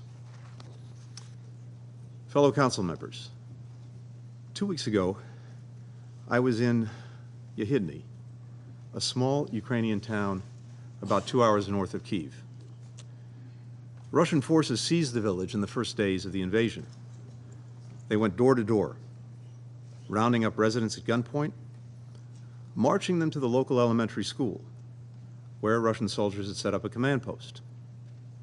Then, soldiers forced more than 300 civilians, mostly women, children, and elderly people, into a basement not fit for human habitation. Just a few small rooms, no windows, no circulation, no running water. The soldiers held residents there for 28 straight days, using them as human shields, before fleeing when Ukrainian defenders arrived to liberate the town. In Yehidny, 2 residents took me into the basement where they and others had been imprisoned. My guides said that they were packed together so tightly that they could barely breathe. There was no room to sit, let alone lie down. When they cried out to their captors that people were sick and needed medical care, a Russian soldier yelled back, "Let them die." My guide pointed to 2 handwritten lists of names on the basement wall. One was for the villagers that Russian forces had executed. The other for the people who died in the basement. The oldest victim was 93 years old. The youngest, 6 weeks old. The Russians only allowed the removal of bodies once a day. So children, parents, husbands, and wives were forced to spend hours next to the corpses of their loved ones. I begin here because from the comfortable distance of this chamber, it's really easy to lose sight of what it's like for Ukrainian victims of Russian aggression. This is what happened in just one building, in one community in Ukraine. There are so many others like it. In the last week alone, Russia has bombed apartment buildings in Kryvyi Rih. It's burned down humanitarian aid depots in Lviv. It's demolished grain silos in Odessa. It shelled 8 communities in Sumy in a single day. This is what Ukrainian families are living through every day. It's what they've experienced for 574 days of this full-scale invasion. It's what they'll endure tomorrow and the day after that, for as long as Russia wages his vicious war. A war that President Putin openly declared from the outset is aimed at erasing Ukraine from the map as a sovereign country and restoring Russia's lost empire. In this war, there is an aggressor and there is a victim. One side is attacking the core principles of the UN Charter. The other fights to defend them. For over a year and a half, Russia has shredded the major tenets of the United Nations Charter, the Universal Declaration of Human Rights, international humanitarian law, and flouted one Security Council resolution after another. Let's review. First, Russia's invasion itself violates the central pillar of the UN Charter, respect for the sovereignty and territorial integrity of all nations. Second, Russia is committing war crimes and crimes against humanity in Ukraine on an almost daily basis. Third, Russia continues to engage in reckless nuclear saber-rattling, announcing that it's stationing nuclear weapons in Belarus and continuing to use Europe's biggest nuclear power plant and its employees as a shield for its aggression, risking catastrophic consequences. Fourth, Russia is weaponizing hunger. Thanks to the Black Sea Grain Initiative, brokered by the Secretary General and Turkey, approximately 33 million metric tons of grain reached global markets, driving down food prices around the world. Nearly 2/3 of the wheat exported through that deal went to developing countries. Not only did Putin pull out of the deal, but Russia is now mining Ukraine's fields, bombing its ports and rails, burning its silos. As a result, Ukraine's wheat exports will likely fall by 2.8 million metric tons this year. That is the equivalent of 5.5 billion loaves of bread trapped in the world's breadbasket. Russia, meanwhile, on track for a record year of grain exports. The hungrier the world is, the more Moscow profits. Fifth, Russia is using Iranian drones to attack Ukrainian civilians. Drones that Russia procured from Iran in violation of Security Council Resolution 2231. Finally, just last week, Russia hosted North Korean dictator Kim Jong-un. Putin said that they discussed ways to cooperate militarily, while Kim pledged the DPRK's, and I quote, full and unconditional support, end quote, for Russia's war of aggression. Of course, the transfer of arms between Moscow and Pyongyang would violate multiple resolutions of this council. It's hard to imagine a country demonstrating more contempt for the United Nations and all that it stands for. This from a country with a permanent seat on this council. President Putin is betting that if he keeps doubling down on the violence, that if he's willing to inflict enough suffering on enough people, the world will cave on its principles and Ukraine will stop defending itself. But Ukrainians are not giving up, for they've seen what life would look like if they submit to Russian control. It's that basement in Yehidny. It's families having their children torn away from them and deported to Russia. Children taken away from their parents and deported far away. It's the rubble of Mariupol. It's the mass graves of Bucha. We are not giving up either. Indeed, since we were last here, a growing number of countries have come together to try to forge a different way forward. In June, over a dozen countries met with Ukraine in Copenhagen to discuss the path toward a just and lasting peace, one that upholds the United Nations Charter and its core principles. 2 months later, more than 40 countries, including many members of this council, carried forward that discussion with Ukraine and Jeddah. President Zelensky has put forward a 10-point plan for such a peace. President Putin has put forward nothing. Now, some argue that continuing to stand with Ukraine and holding Russia accountable distracts us from addressing other priorities, like confronting the climate crisis, expanding economic opportunity, strengthening health systems. That is a false choice. We can and we must do both. We are doing both. We must work together to tackle the global challenges that are affecting our people, meet the Sustainable Development Goals, invest in a world where all people have an opportunity to reach their full potential. The United States is the world's leading contributor to these efforts. And as President Biden told the General Assembly yesterday, we will continue to do more than our share to answer the imperatives of our time. At the same time, as President Biden has made clear, we must continue to shore up the pillars of peaceful relations among nations, without which we will be unable to achieve any of our goals. That's why we must send a clear message, not only to Russia, but to all would-be aggressors, that we will stand up, not stand by, when the rules that we all agreed to are being challenged. Not only to prevent conflict, instability, and suffering, but to lay the foundation for all that we can do to improve people's lives in times of peace. I opened by sharing the horrors that I saw in Yehidny. Let me close by telling you what else I saw that day in Ukraine. I saw volunteers rebuilding homes that had been razed by Russian bombs, farmers harvesting fields, people reopening businesses, citizens clearing mines and unexploded ordnance, children returning to schools. In short, I saw a nation rebuilding and reclaiming its future. That is the right of all members of our United Nations. That's what we defend when we stand up for the international order. The right of people not only to survive, but to thrive, to write their own future. Our people, Ukraine's people, the people of all nations, get to write their own future. We cannot, we will not let one man write that future for us. Thank you.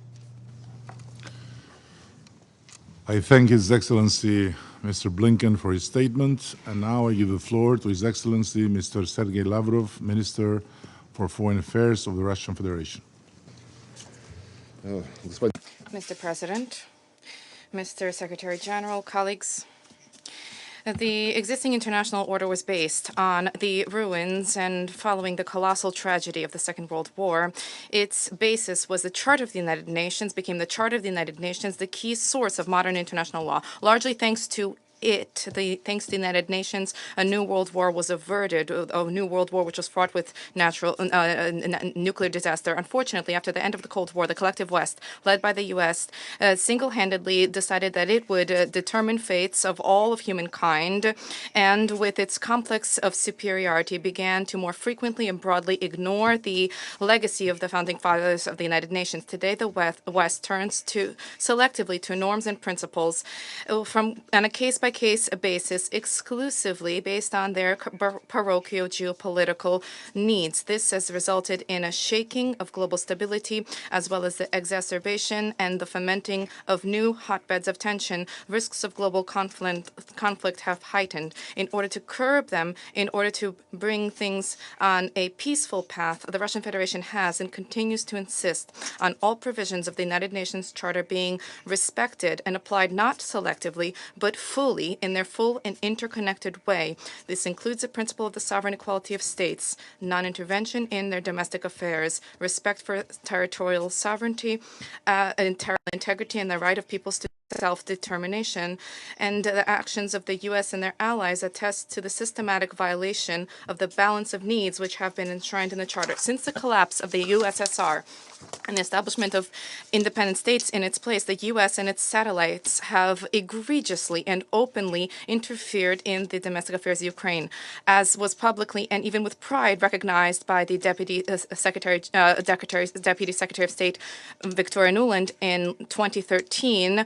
The $5 billion was spent on cultivating Ukrainian politicians in Kyiv by the West. All of the facts are being swept under the rug. Their attempts to cancel all of what happened since prior to 2014. And for this reason, the theme of today's meeting proposed by the Albanian presidency is most apt, which allows us to restore the chronological succession of events, specifically in the context of relations of the main acting parties in the implementation of the principles and the purposes of the UN Charter. In 2004 to 2005, the West, with the aim of bringing to power pro-American candidate, sanctioned the first coup in Kyiv, forcing the Constitutional Court of Ukraine to adopt an unlawful decision on the conduct of something which was stated in the Constitution, namely a third round of elections. And even more unceremonial intervention in domestic affairs was cleared during the second Maidan in 2013 to 24.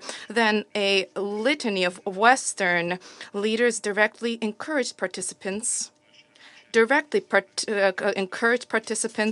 in anti-government demonstrations and acts of violence. The same Victoria Nuland discussed with the U.S. ambassador in Kyiv the composition of the future government to be composed of putschists and the EU's real place in world policy. We all remember her obscene 2 words, showing that the EU swallowed this. In February 2014, the U.S. selected individuals who became key participants in the brutal coup, which was organized, I would recall, one day after what was reached under the guarantees of Germany, Poland, and France. I refer to the agreement between the legitimately elected president of Ukraine and the opposition leaders.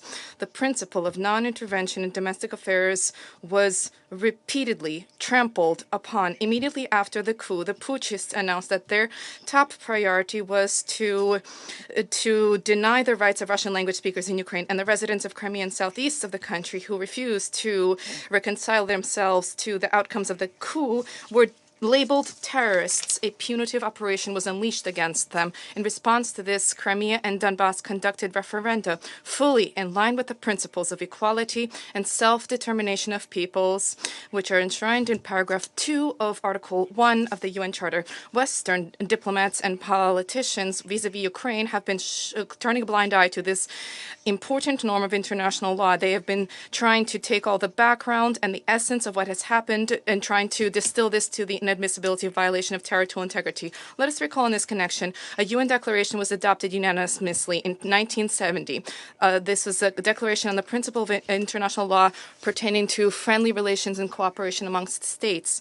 In line with the Charter of the United Nations, enshrines the following: the principle for the respect of territorial integrity is applicable, I quote, to states who, in their actions, comply with the principle of equality and self-determination of peoples, and subsequently having governments which represent the entire people residing on the given territory. End of quote. To the fact that the Ukrainian neo-Nazis who seized power in Kiev did not represent the population of Crimea and Donbass is something which does not need to be proven, and the unconditional support from Western capitals of the criminal actions of the Kiev regime is nothing other than a violation of the principle of self-determination subsequent to an egregious violation in interference in domestic affairs. Poroshenko and Zelensky adopted racist laws on the prohibition of everything Russian: education, media, culture, the destruction of books and monuments, a prohibition on the Ukrainian Orthodox Church, seizure of its property. These all became blatant violations of paragraph 3, article 1 of the UN Charter on the respect for human rights and basic freedoms for all, without distinction as to race, gender, language, and religion. Not to mention the fact that these actions directly ran counter to the Constitution of Ukraine itself, the Constitution which sets out the obligation of the state to respect the rights of Russian and other national minorities. When we hear calls for implementation of the peace formula to bring Ukraine back to the 1991 borders, a question arises, who is being called for this? Those calling for this, are they familiar with the statements of Ukrainian leadership about what they intend to do with the residents of the relevant territories? And with respect to them, publicly, at the official level, repeatedly there have been threats voiced of their physical or legal annihilation. Incidentally, similarly, Western not only has not been deterring its Western protégés in Kiev, but has enthusiastically been encouraging this anti-Russian policy.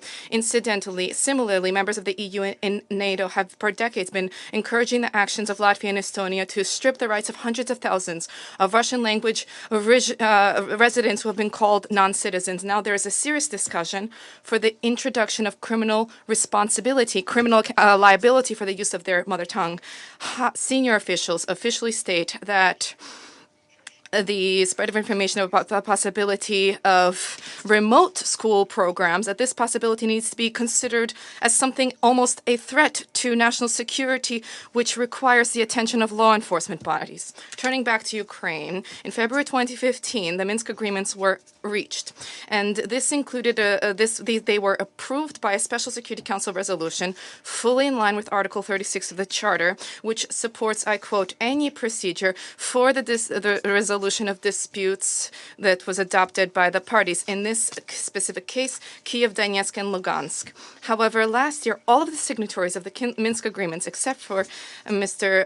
Putin, I refer to Merkel, Hollande, and Poroshenko, publicly, and with some kind of pleasure even, recognized that having signed this document, they had no intention of implementing it. They were simply looking to gain time to shore up the military capability of Ukraine and to funnel weapons into the country to be used against Russia. For all of these years, if EU and NATO directly supported the sabotage of the Minsk agreements, encouraged the Kiev regime to use force to address problems in Donbass, and this was all in breach of Article 25 of the Charter, according to which all members of the United Nations agree to accept and carry out the decisions of the Security Council. Let us recall that the package with the Minsk agreements, the heads of Russia, Germany, France, and Ukraine signed a declaration where Berlin and Paris assumed an obligation to do a lot, including to help to restore the banking system in Donbass. But they didn't move a finger. They merely observed how, contrary to all of those obligations, Poroshenko announced a trade, economic, and transport blockade against Donbass. In that same declaration, Berlin and Paris assumed an obligation to comply with a trilateral agreement in the EU, Russia, Ukraine format to practically resolve issues of concern to Russia in the area of trade, as well as to advance the establishment of a shared humanitarian economic space from Atlantic to the Pacific, I quote. This declaration was also endorsed by the Security Council and was also subject to implementation in line with Article 25. But this obligation also of the leaders of Germany and France was an empty promise and yet another violation of Charter principles. Recently, the foreign minister of the Gromyko, the Soviet Union prime minister, said better to have 10 years of negotiations rather than a day of war. Following this, we have been engaged in painstaking negotiations, reaching agreements on European security. We approved the founding Russia-NATO Act. We adopted at the highest level the OSCE Declaration on the Indivisibility of Security in 1999 and in 2010. And beginning with 2015, we insisted on the unconditional implementation of the Minsk agreements, which emerged as a result of negotiations. And this is all fully in line with the Charter of the United Nations, which demands, I quote, to ensure conditions for the just and respect for obligations which emanate from treaties and other sources of international law, I quote. End of quote. And Western colleagues trampled upon this principle as well when they signed onto these documents, knowing in advance that they had no intention, would not comply with this. This has been repeatedly seen, and Mr. Putin referred to this repeatedly, including recently. And I'd like to remind the distinguished Secretary of State that President Zelensky signed a decree prohibiting the conduct of negotiations with the government of Putin. If the U.S. is so interested in them, I don't think it would be very difficult to give the command for the decree of Zelensky to be lifted. Now, in our Western opponents' rhetoric, we hear slogans, invasion, aggression, annexation, not a word about the root causes of the problems, where they cultivated and encouraged openly Nazi regimes, which openly rewrote the outcomes of the Second World War and the history of their own people. A substantive negotiation based on facts and respect for all of the requirements of the UN Charter, something which the West has avoided. And it seems that there is a fear of professional discussions that would reveal demagoguery with incantations of territorial integrity. Former colonial powers failed to mention the need for Paris to return the so-called French Mayotte and the composition of the islands, for London to withdraw from the Chagos archipelago, to begin discussions with Buenos Aires and the Malvinas Islands. The supporters of champions of territorial integrity in Ukraine now make it appear as if they don't even remember the sense of the Minsk agreements, which lies, I recall, in the reunification of Donbass and Ukraine, with a guarantee for respect for the fundamental human rights. First and foremost, the right to one's mother tongue. Having torn apart these agreements, the West now bears full responsibility for the collapse of Ukraine and for the fomenting of civil war there. Other principles in the Charter, respect for which could have prevented the security crisis in Europe and could help to reach an agreement on the basis of balance of interest, I would mention Article 2 of Article 8, which sets out the need to develop the practice of peaceful resolution of dispute with the assistance of regional organizations. In line with this principle, the Russian Federation, together with our allies, has been consistently advocating the restoration of contacts between the Collective Security Treaty Organization, the CSTO, and NATO to facilitate the practical implementation of the above-mentioned outcomes of the OSCE Summit on the Indivisibility of Security, which stipulate, among other things, I quote, not a single state, group of states, organization can be vested with primary responsibility for the maintenance of peace and security and stability in the OSCE region, or consider any part of that region as a sphere of influence, of its influence. It's clear to all that this is specifically what NATO was doing in its attempt to create a full superiority and in Europe and now in the Asia-Pacific. However, the repeated appeals of bodies of the CSTO to NATO were disregarded. The reason for such an arrogant position of the U.S. and their allies, as we see once again today, lies in an unwillingness to engage in any equitable dialogue with any party. If NATO had not rejected the proposal of the CSTO to cooperate, then perhaps we could have avoided numerous negative processes which resulted in the current European crisis, because Russia had been not listened to or deceived for decades. Today, at the proposal of the presidency, we are discussing effective multilateralism. Let us not forget the numerous facts of the genetic avoidance of the West of any forms of equitable cooperation. Consider Joseph Borrell's pearl that Europe is a flourishing garden surrounded by jungles. This is purely neo-colonialism with disregard for sovereign equality of states and the need to, and disregard for strengthening the principles of the UN through effective multilateralism.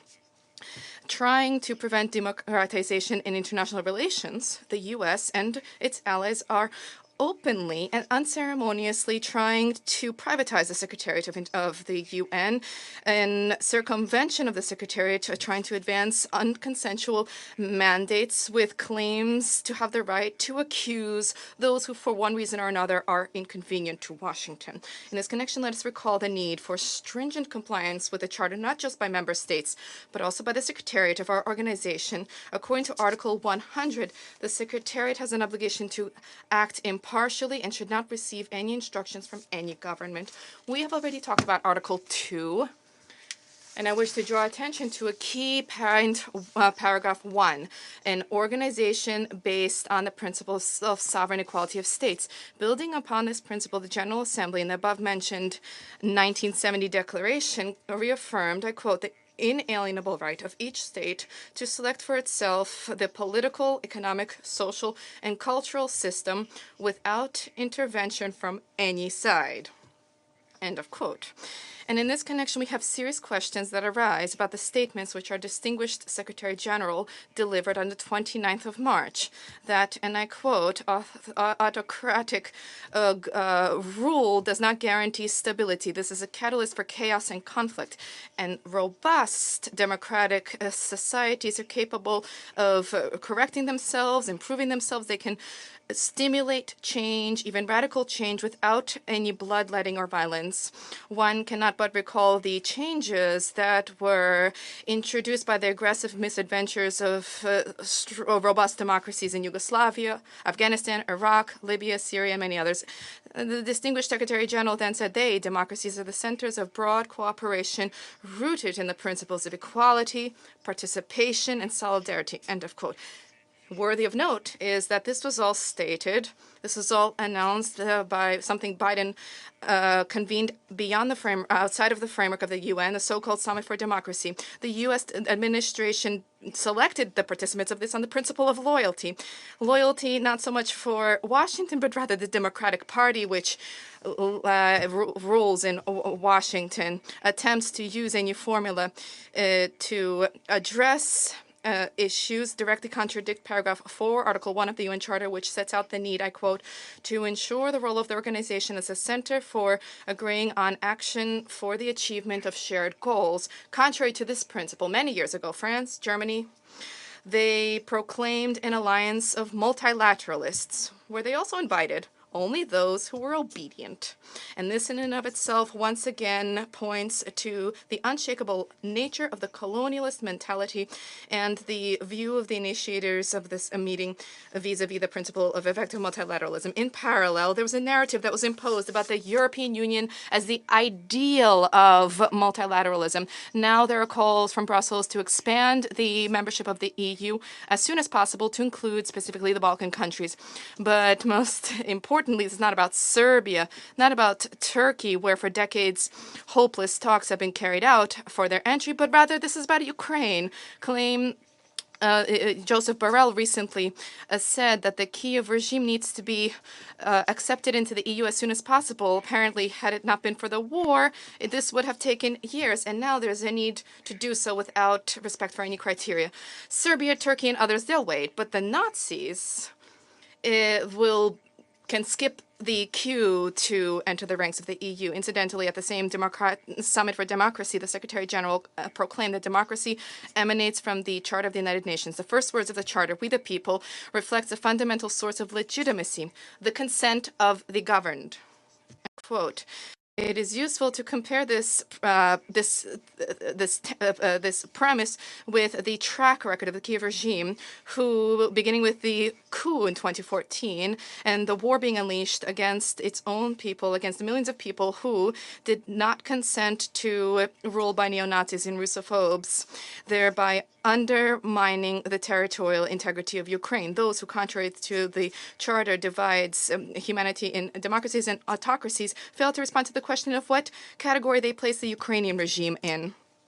I won't wait for an answer. So there's a question about the relationship between the Security Council and the General Assembly. The Western aggressive clique has been peddling the theme of abuse of the right of veto, and not with an incorrect focus on members of the UN. They have reached the result. This was resulted in the situation that after every exercise of the veto, the General Assembly considers the matter. This is not a problem for us at all, because the Russian approaches to all issues on the agenda are open.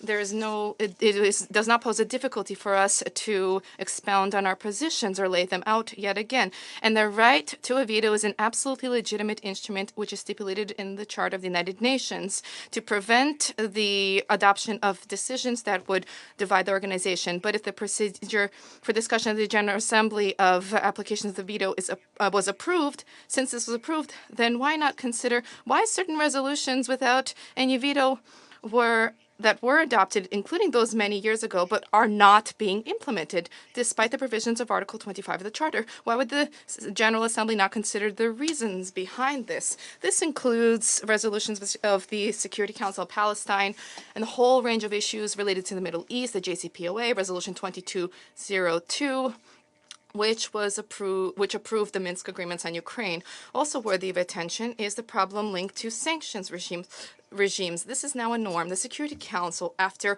protracted negotiations, fully in line with the Charter, adopts sanctions against a specific country. Subsequently, the U.S. and its allies impose against that same state additional, supplemental, unilateral restrictions which did not secure the consent of the Security Council and are not included in its resolution as part of the agreed-upon package. This includes another very egregious example.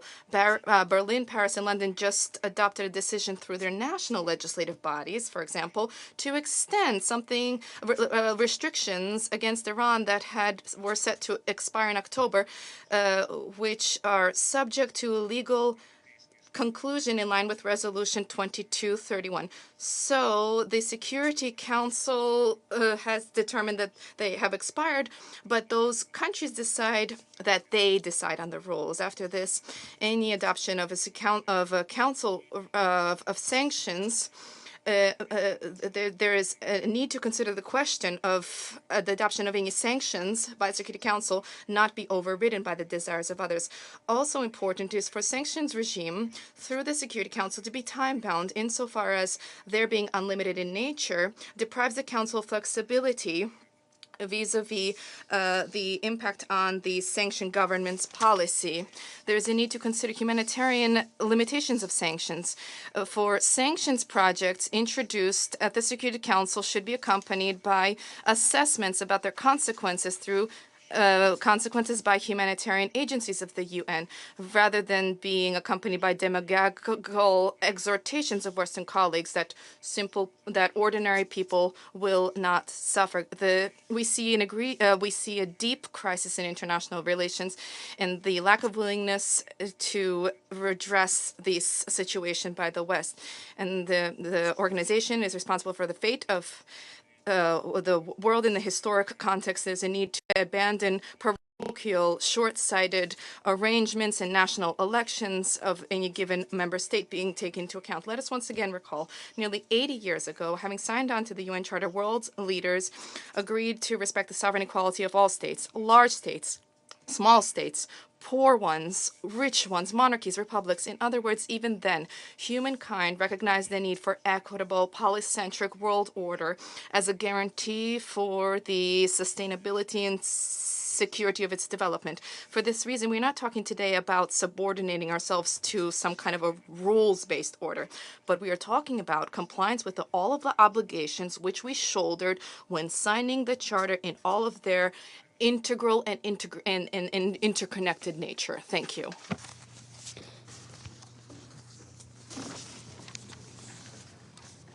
I thank His Excellency, Mr. Sergei Lavrov, and now I give the floor to Her Excellency, Mrs. Catherine Colonna, Minister of Foreign Affairs and Europe for the Republic of France.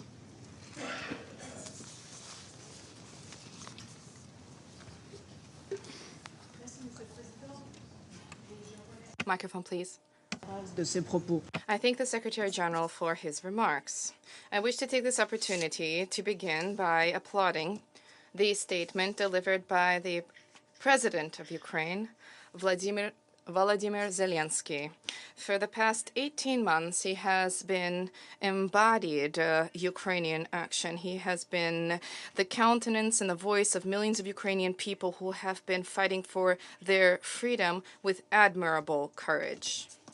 Before this council, whose mandate focuses on international peace and security, his call is something which we need to respond to. On 24 February 2022, the Russian Federation chose to unleash a war of aggression against a sovereign state in violation of all its international commitments and principles, which for 8 decades have prevailed in relations among nations. A war with no other motivation than the Russian desire to restore its dream of an imperial past, despite the fact that this had been condemned by history. Ukraine is evidently the main victim of this war. Ukraine and its people every day endure atrocities, war crimes, shelling, torture. Ukrainian children, thousands of Ukrainian children have been forcefully abducted from their families and transferred to the Russian Federation. This is an abomination. Ukrainian women, men, children have endured mass rape, which has been used as a war crime, another crime. Yes, this war is a war against Ukraine, against the Ukrainian people, but this is also a war against the rules of international life. For this is a war against the most basic principles of our shared charter. First and foremost, the respect for the sovereignty and territorial integrity of states. This is a war against the very idea of the United Nations. This is a war against the pillars of our collective security at a time when Russia has been harnessing the security of nuclear facilities as a leverage for the advancement of its aggression. This is a war against shared heritage of humankind, against cultural heritage, which Russia has been targeting in Odessa and elsewhere, targeting global food security with the sudden and cynical termination of the Black Sea Grain Initiative.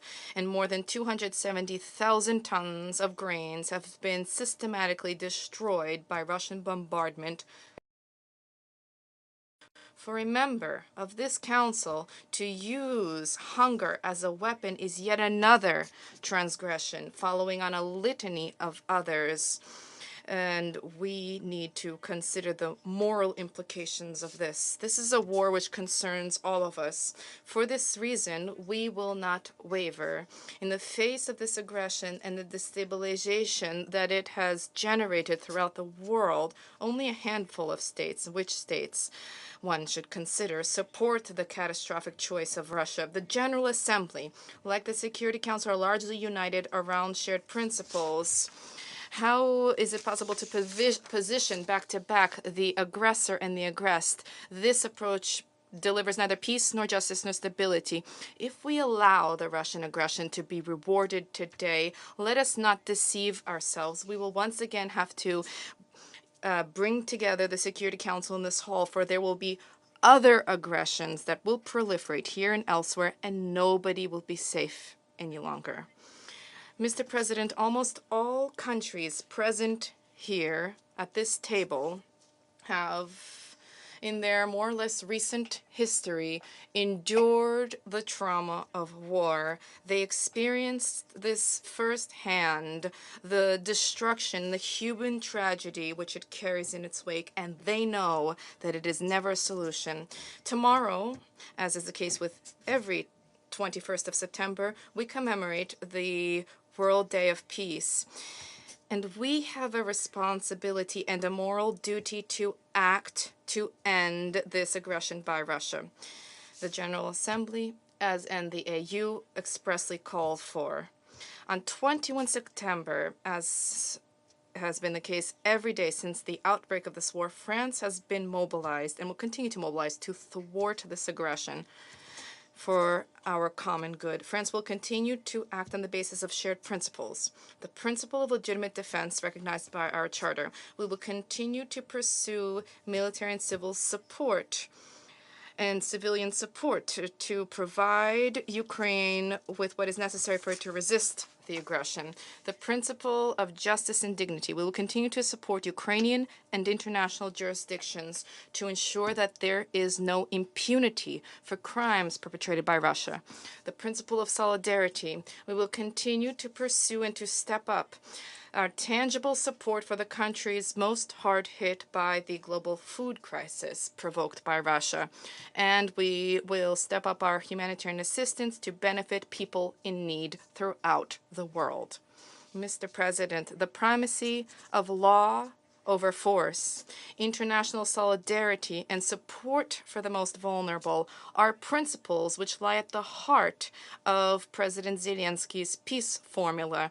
This is why each day more and more of us support it. I call upon all states who have not yet done so to work to that end. Thank you. I thank Her Excellency Madame Colonna for her statement. And I now give the floor to His Excellency, Mr. Mauro Vieira, Minister for Foreign Affairs of the Federative Republic of Brazil. I thank the Presidency of the Security Council for organizing this meeting. Mr. President, the conflict in Ukraine has added numerous stresses to the multilateral system, which was already subject to multiple complex challenges and increasing dissent. The current context of polarization and distrust does not create favorable conditions for the multilateral instances of international peace and security to operate effectively. The world is facing the highest number of violent conflicts since World War II, and 2 billion people, a quarter of humanity, are living in areas affected by conflicts. Yet, our collective institutions are not adequately responding to these challenges. As the concept note of this debate rightly points out, the inability of the Security Council to adequately fulfill its mandate is undermining its credibility and leading to renewed calls for its long overdue reform. In these troubled times, daunting violations of core values of the principles of the United Nations, Brazil has been encouraging member states to revive the spirit of San Francisco in the search for peace for present and future generations, which is the fundamental mission of this organization. Brazil fully respects and upholds the right of self-defense of all member states under Article 51 of UN Charter. At the same time, we must recognize that the recent escalation in the conflict, with the introduction of even more sophisticated weapons and ammunition, or the inadmissible threat of use of nuclear weapons, seriously undermines peace and security well beyond the battlefield, violating the core principles and provisions of the UN Charter. This dynamic has grave consequences, above all for the civilian population, in particular women and children, who are disproportionately affected by wars. The destruction of civilian infrastructure worsens the humanitarian crisis, especially as winter approaches.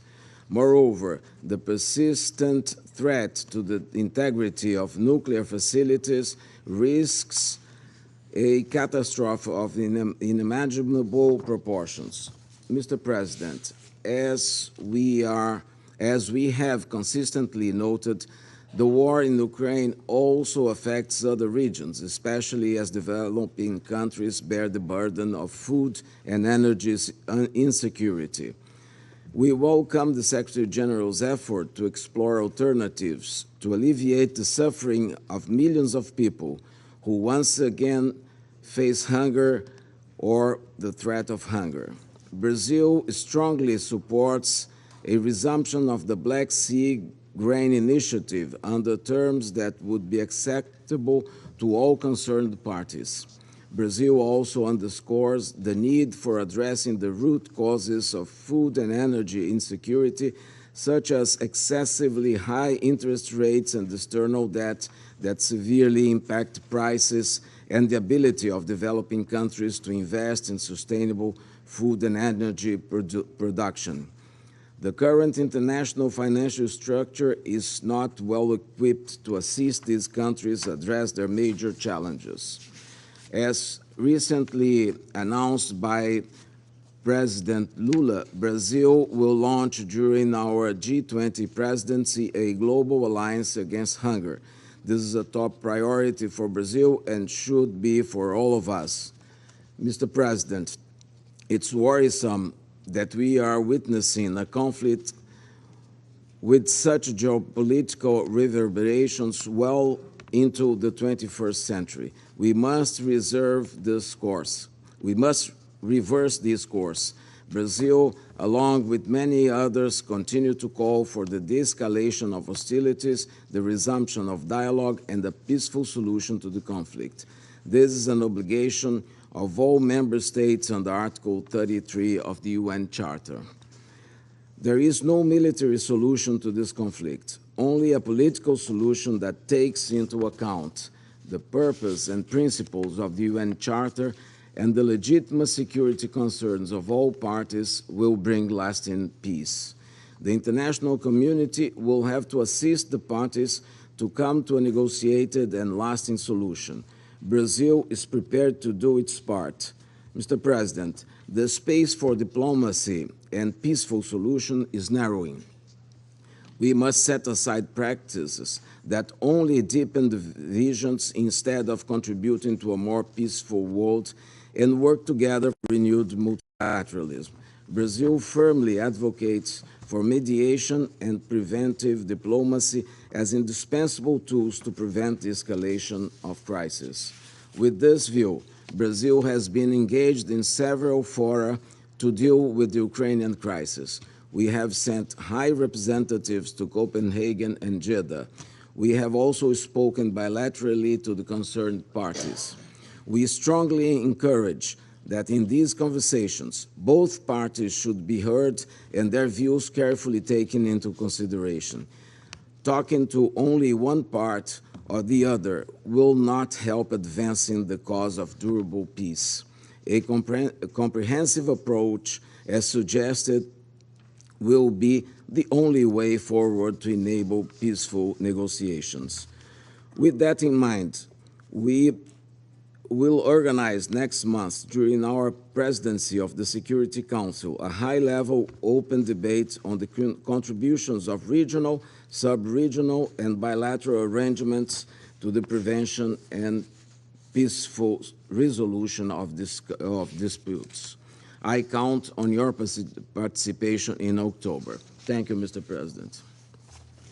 I thank His Excellency Mr. Vieira for his statement. And now I give the floor to Her Excellency Mrs. Mariam Al-Mahiri, Minister of Climate Change and Environment, Chief of the International Affairs Office at the Presidential Court of the United Arab Emirates. Thank you, Mr. President. I extend my gratitude to Secretary General Guterres for his valuable briefing and wish to acknowledge the heads of state and government and other high-level representatives present today. I also welcome the participation of President Zelensky. I commend Albania for convening this critical open debate. The UAE has long advocated for a peaceful resolution to the war in Ukraine that upholds the UN Charter. The war has wrought a devastating toll on human life, including the displacement of almost 2 out of every 3 children in Ukraine. The country now bears the grim record for the highest concentration of landmines in the world, rendering nearly 1/3 of the country no longer safe due to unexploded ordnance. This conflict has further ravaged food and transport infrastructure. We stress once again the need for all parties to comply with their obligations under international humanitarian law and specifically the protection of those objects indispensable to the survival of the civilian population. We are deeply concerned by the ramifications of the destruction of infrastructure on survivor services, health care, and other critical forms of support, especially on women and children, who already bear the brunt of armed conflict. The UAE has pledged $100 million to help address the humanitarian crisis. We have sent 11 airlifts of relief and medical supplies for children and the elderly, provided more than 2,500 generators, and sent 23 ambulances just this week. The UAE has also provided $4 million in funding for First Lady Olena Zelenska's foundation's programming for orphans. Beyond Ukraine, the war's global ripple effects are evident, especially in the pronounced impact on food security, including in our own region. Let me restate that the UAE remains steadfast in supporting the renewal of the Black Sea Grain Initiative and the full implementation of the MOU on Russian fertilizers and food products, as well as any discussions that support these goals. Mr. President, while crucial, these measures only alleviate rather than end suffering. World leaders, especially this week in the General Assembly, have made clear the global desire for a just and sustainable peace in Ukraine, one that upholds the UN Charter. A diverse set of countries is increasingly coming together around the common cause of peace in Ukraine. We welcome the role played by countries such as the Kingdom of Saudi Arabia and China, as well as the African Peace Initiative, in supporting all possible routes to a peaceful settlement. In these calls, there is growing recognition of the urgency of the task, not just for Ukraine, but for all of us. The war amplified the erosion of faith in multilateralism. Achieving peace can begin its restoration. Of course, peace will only come out of diplomatic talks between Russia and Ukraine, and it will only be just and sustainable if it upholds the UN Charter.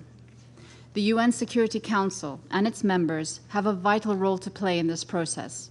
We can encourage and incentivize de-escalation, extend the urgency to uphold the UN Charter to every file before us, and expand the circle of peacemakers to reflect today's global realities. We would welcome an increasingly representative council and believe the discussions on Security Council reform should move forward with serious intention. Though the path to peace in Ukraine may be arduous, it doesn't license inaction. There is only one sustainable path to a just and lasting peace in Ukraine, in line with the UN Charter and preserving its sovereignty, independence, and territorial integrity, and the UAE stands ready to support that objective. Thank you, Mr. President.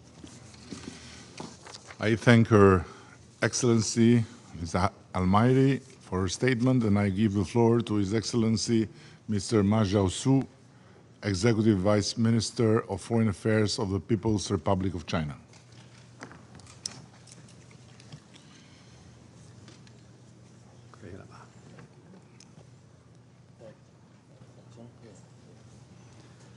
Thank you, Mr. President. Mr. President, China's position on the Ukraine issue is consistent and clear. President Xi Jinping put forward 4 points on what must be done, 4 things the international community must do together, and 3 observations. They have become fundamental guidance for China to handle the Ukraine issue. We believe that the sovereignty and the territorial integrity of all countries should be respected. The purposes and the principle of the UN Charter observed. The legitimate security concerns of all countries taken seriously, and all efforts conducive to resolving the crisis supported.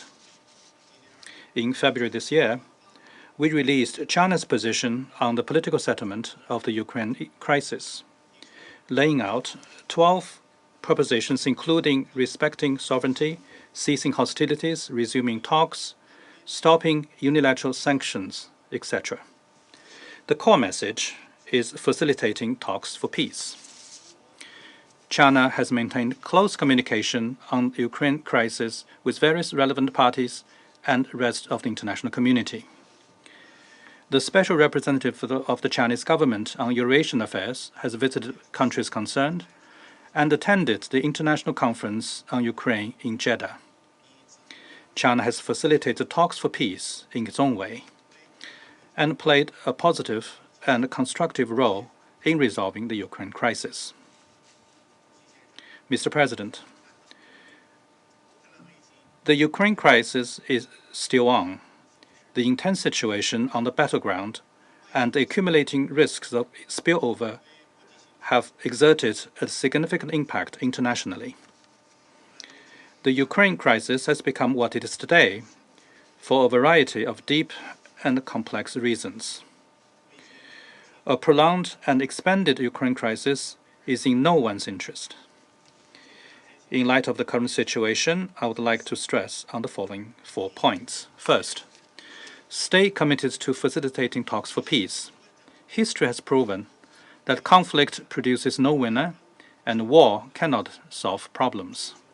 The pursuit of one's absolute security, all efforts to stoke bloc confrontation will only intensify disagreement and conflict and will come to no good. However complicated the situation or challenging the task, it is important to stick to the general direction of political settlement, help parties concerned to build consensus, initiate talks for peace, and cease hostilities at an early date. To this end, the international community needs to create necessary conditions and atmosphere. Relevant parties need to take a long view, uphold the vision of common, comprehensive, cooperative, and sustainable security, respect each other's legitimate security concerns, and promote the building of a balanced, effective, and sustainable security architecture in Europe. Second, avoid pouring oil over the fire. All parties should exercise restraint and not increase or escalate tension. Refrain from taking any initiatives that lead to a steady escalation of the situation, and work to create necessary conditions for political settlement. We should safeguard the bottom line of nuclear security and prevent man-made nuclear accident. Third, manage the spillover risks. The Ukraine crisis has dealt a heavy blow toward economic recovery and global development, and severely affected the world food, energy, and financial security. Developing countries are the first to bear the brunt. Relevant countries should stop abusing unilateral sanctions and long-arm jurisdiction and protect the security and the smooth operation of global production and supply chains. We support relevant parties in maintaining communication with Russia and Ukraine on the bloc the Black Sea Green Deal and assuming the deal on the basis of balanced consideration of the concerns of both sides with a view to earnestly protecting global food security. Fourth, ease the humanitarian crisis. In 2023, as many as 339 million people around the world are in need of humanitarian aid, some 70 million more than at the beginning of 2022. The Ukraine crisis has produced millions of displaced people and destroyed multiple important large-scale infrastructure. The parties to the conflict should strictly observe international humanitarian law, follow the principles of necessity, distinction, and proportionality, protect civilians and civilian infrastructure, and provide rapid, safe, and unimpeded humanitarian access in order to lessen the suffering of civilians. The international community and the humanitarian institutions should honor the principles of humanitarian aid and step up efforts to help people affected, tide over difficulties. China attaches great importance to the humanitarian situation in Ukraine. At the beginning of the crisis, we put forward a 6-point initiative for preventing a massive humanitarian crisis, and have all along played a constructive role in easing the humanitarian situation. We have provided multiple batches of humanitarian supplies to Ukraine. Mr. President, China will stay committed to the true multilateralism, stay committed to an objective and just position, and will always stand on the side of dialogue, on the side of peace, and on the right side of history. We are ready to work with Security Council members and relevant parties to continue playing a constructive role for the political settlement of the Ukraine crisis. Thank you, Mr. President. Thank you, Your Excellency, Mr. Ma, for your statement. And now I give the floor to representatives of Mozambique. Thank you very much, Mr. President. I wish to thank the Albanian presidency for convening this briefing. We also wish to express our deep gratitude to the Secretary General for his invaluable insights. Mr. President, it is not redundant that we remind ourselves of the importance of multilateralism, fostering cooperation, partnership, interaction between states based on a shared system of norms and values. Multilateralism also involves consultation, dialogue, inclusion, respect, solidarity, and is guided by collectively developed rules that ensure sustainable and effective cooperation. More significantly, the importance of multilateralism lies in its ability to enable us, sovereign states, to solve complex challenges collectively that they could be not overcome individually. By nurturing peace before, during, and after conflicts, multilateralism contributes to sustainable and lasting peace. It is in this regard that the Security Council must play its crucial role in maintaining international peace and security by facilitating political process, protecting civilians, preventing wars, promoting human rights, and restoring the rule of law. Mr. President, this protracted conflict between Russia and Ukraine constitutes a grave risk to the maintenance of global peace and security. This, in essence, perfectly illustrates the struggle multilateralism faces. Despite numerous international appeals, including from this very Council, we are now entering the 574th day of hostilities with mounting civilian casualties and no clear end in sight. It is indeed a 21st century tragedy unfolding under our collective gaze and the scrutiny of the entire world. This conflict unfolds both on the battlefield and amidst a perplexed and divided public opinion, pushing our contemporary multilateral system to its breaking point. Our multilateral system, as we all can attest, has, despite its imperfections, weathered numerous crises. These ongoing crises pose a serious threat to this foundational principle of global stability. Not only has the conflict caused immense suffering for Ukraine and its people, but it has also compounded global food security issues, pushing more individuals into poverty and destabilizing regions far from the conflict's epicenter. Moreover, this conflict impedes our joint efforts to reach vital multilateral milestones like the Sustainable Development Goals, which are a focal topic of this year's General Assembly, and jeopardizes our collective efforts toward non-proliferation. Mr. President, of particular concern to Mozambique is the intensification of military rhetoric and the possibility of further escalation. It is evident that the involved parties continue to prioritize military strategies over dialogue and compromise, increasing the risk of severe miscalculations. We maintain that there can be no purely military resolution to this crisis. Should one be pursued, it will weigh heavily on the Council's conscience for a generation to come. We remain unyielding in our advocacy for a political and negotiated end to this conflict.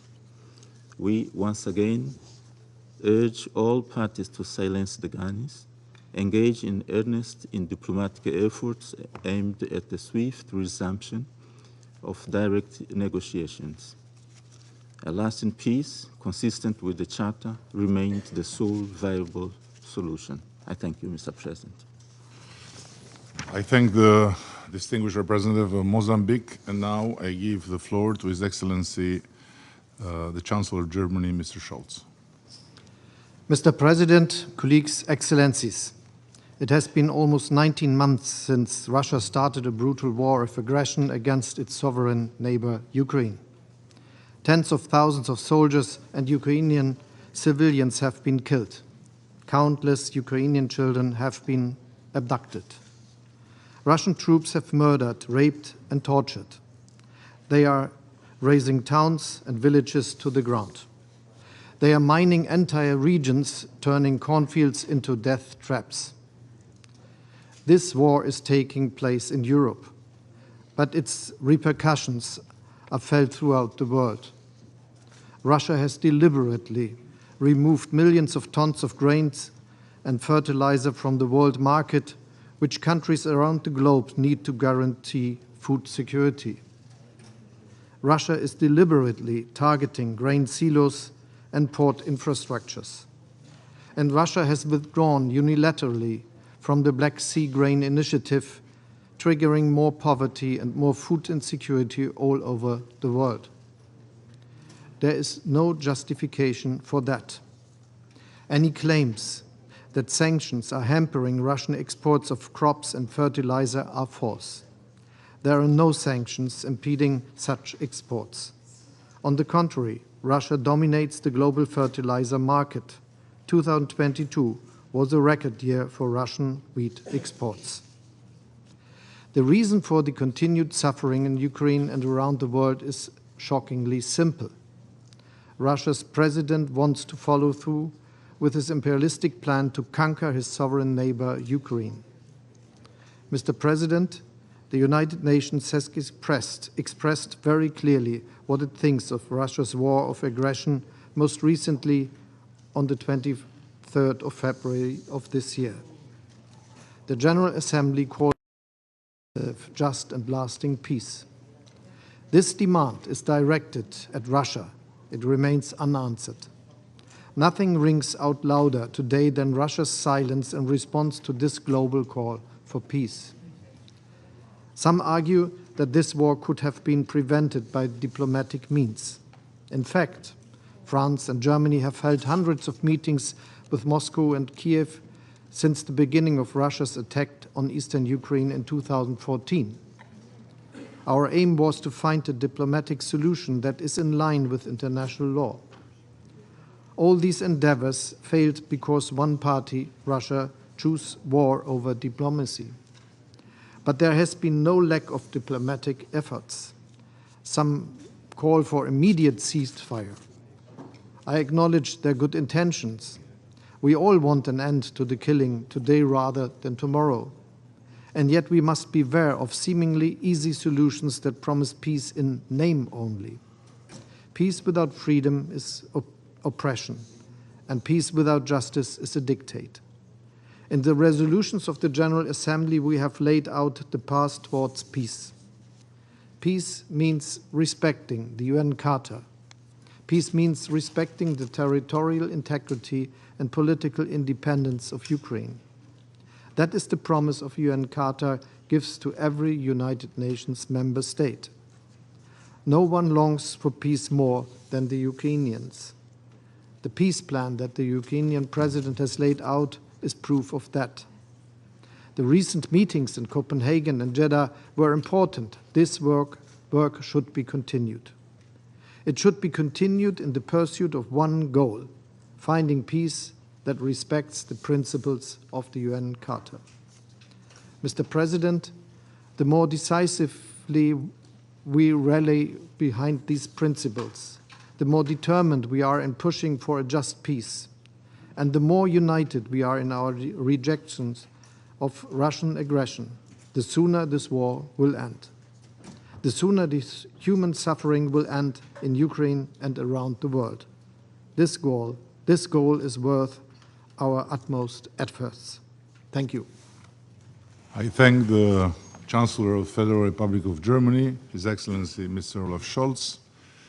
There are still a considerable number of speakers remaining on my list for this meeting, so I intend, with concurrence of members of the Council, to suspend the meeting until 15:30 or 3:30 p.m. for our American friends. So the meeting is suspending.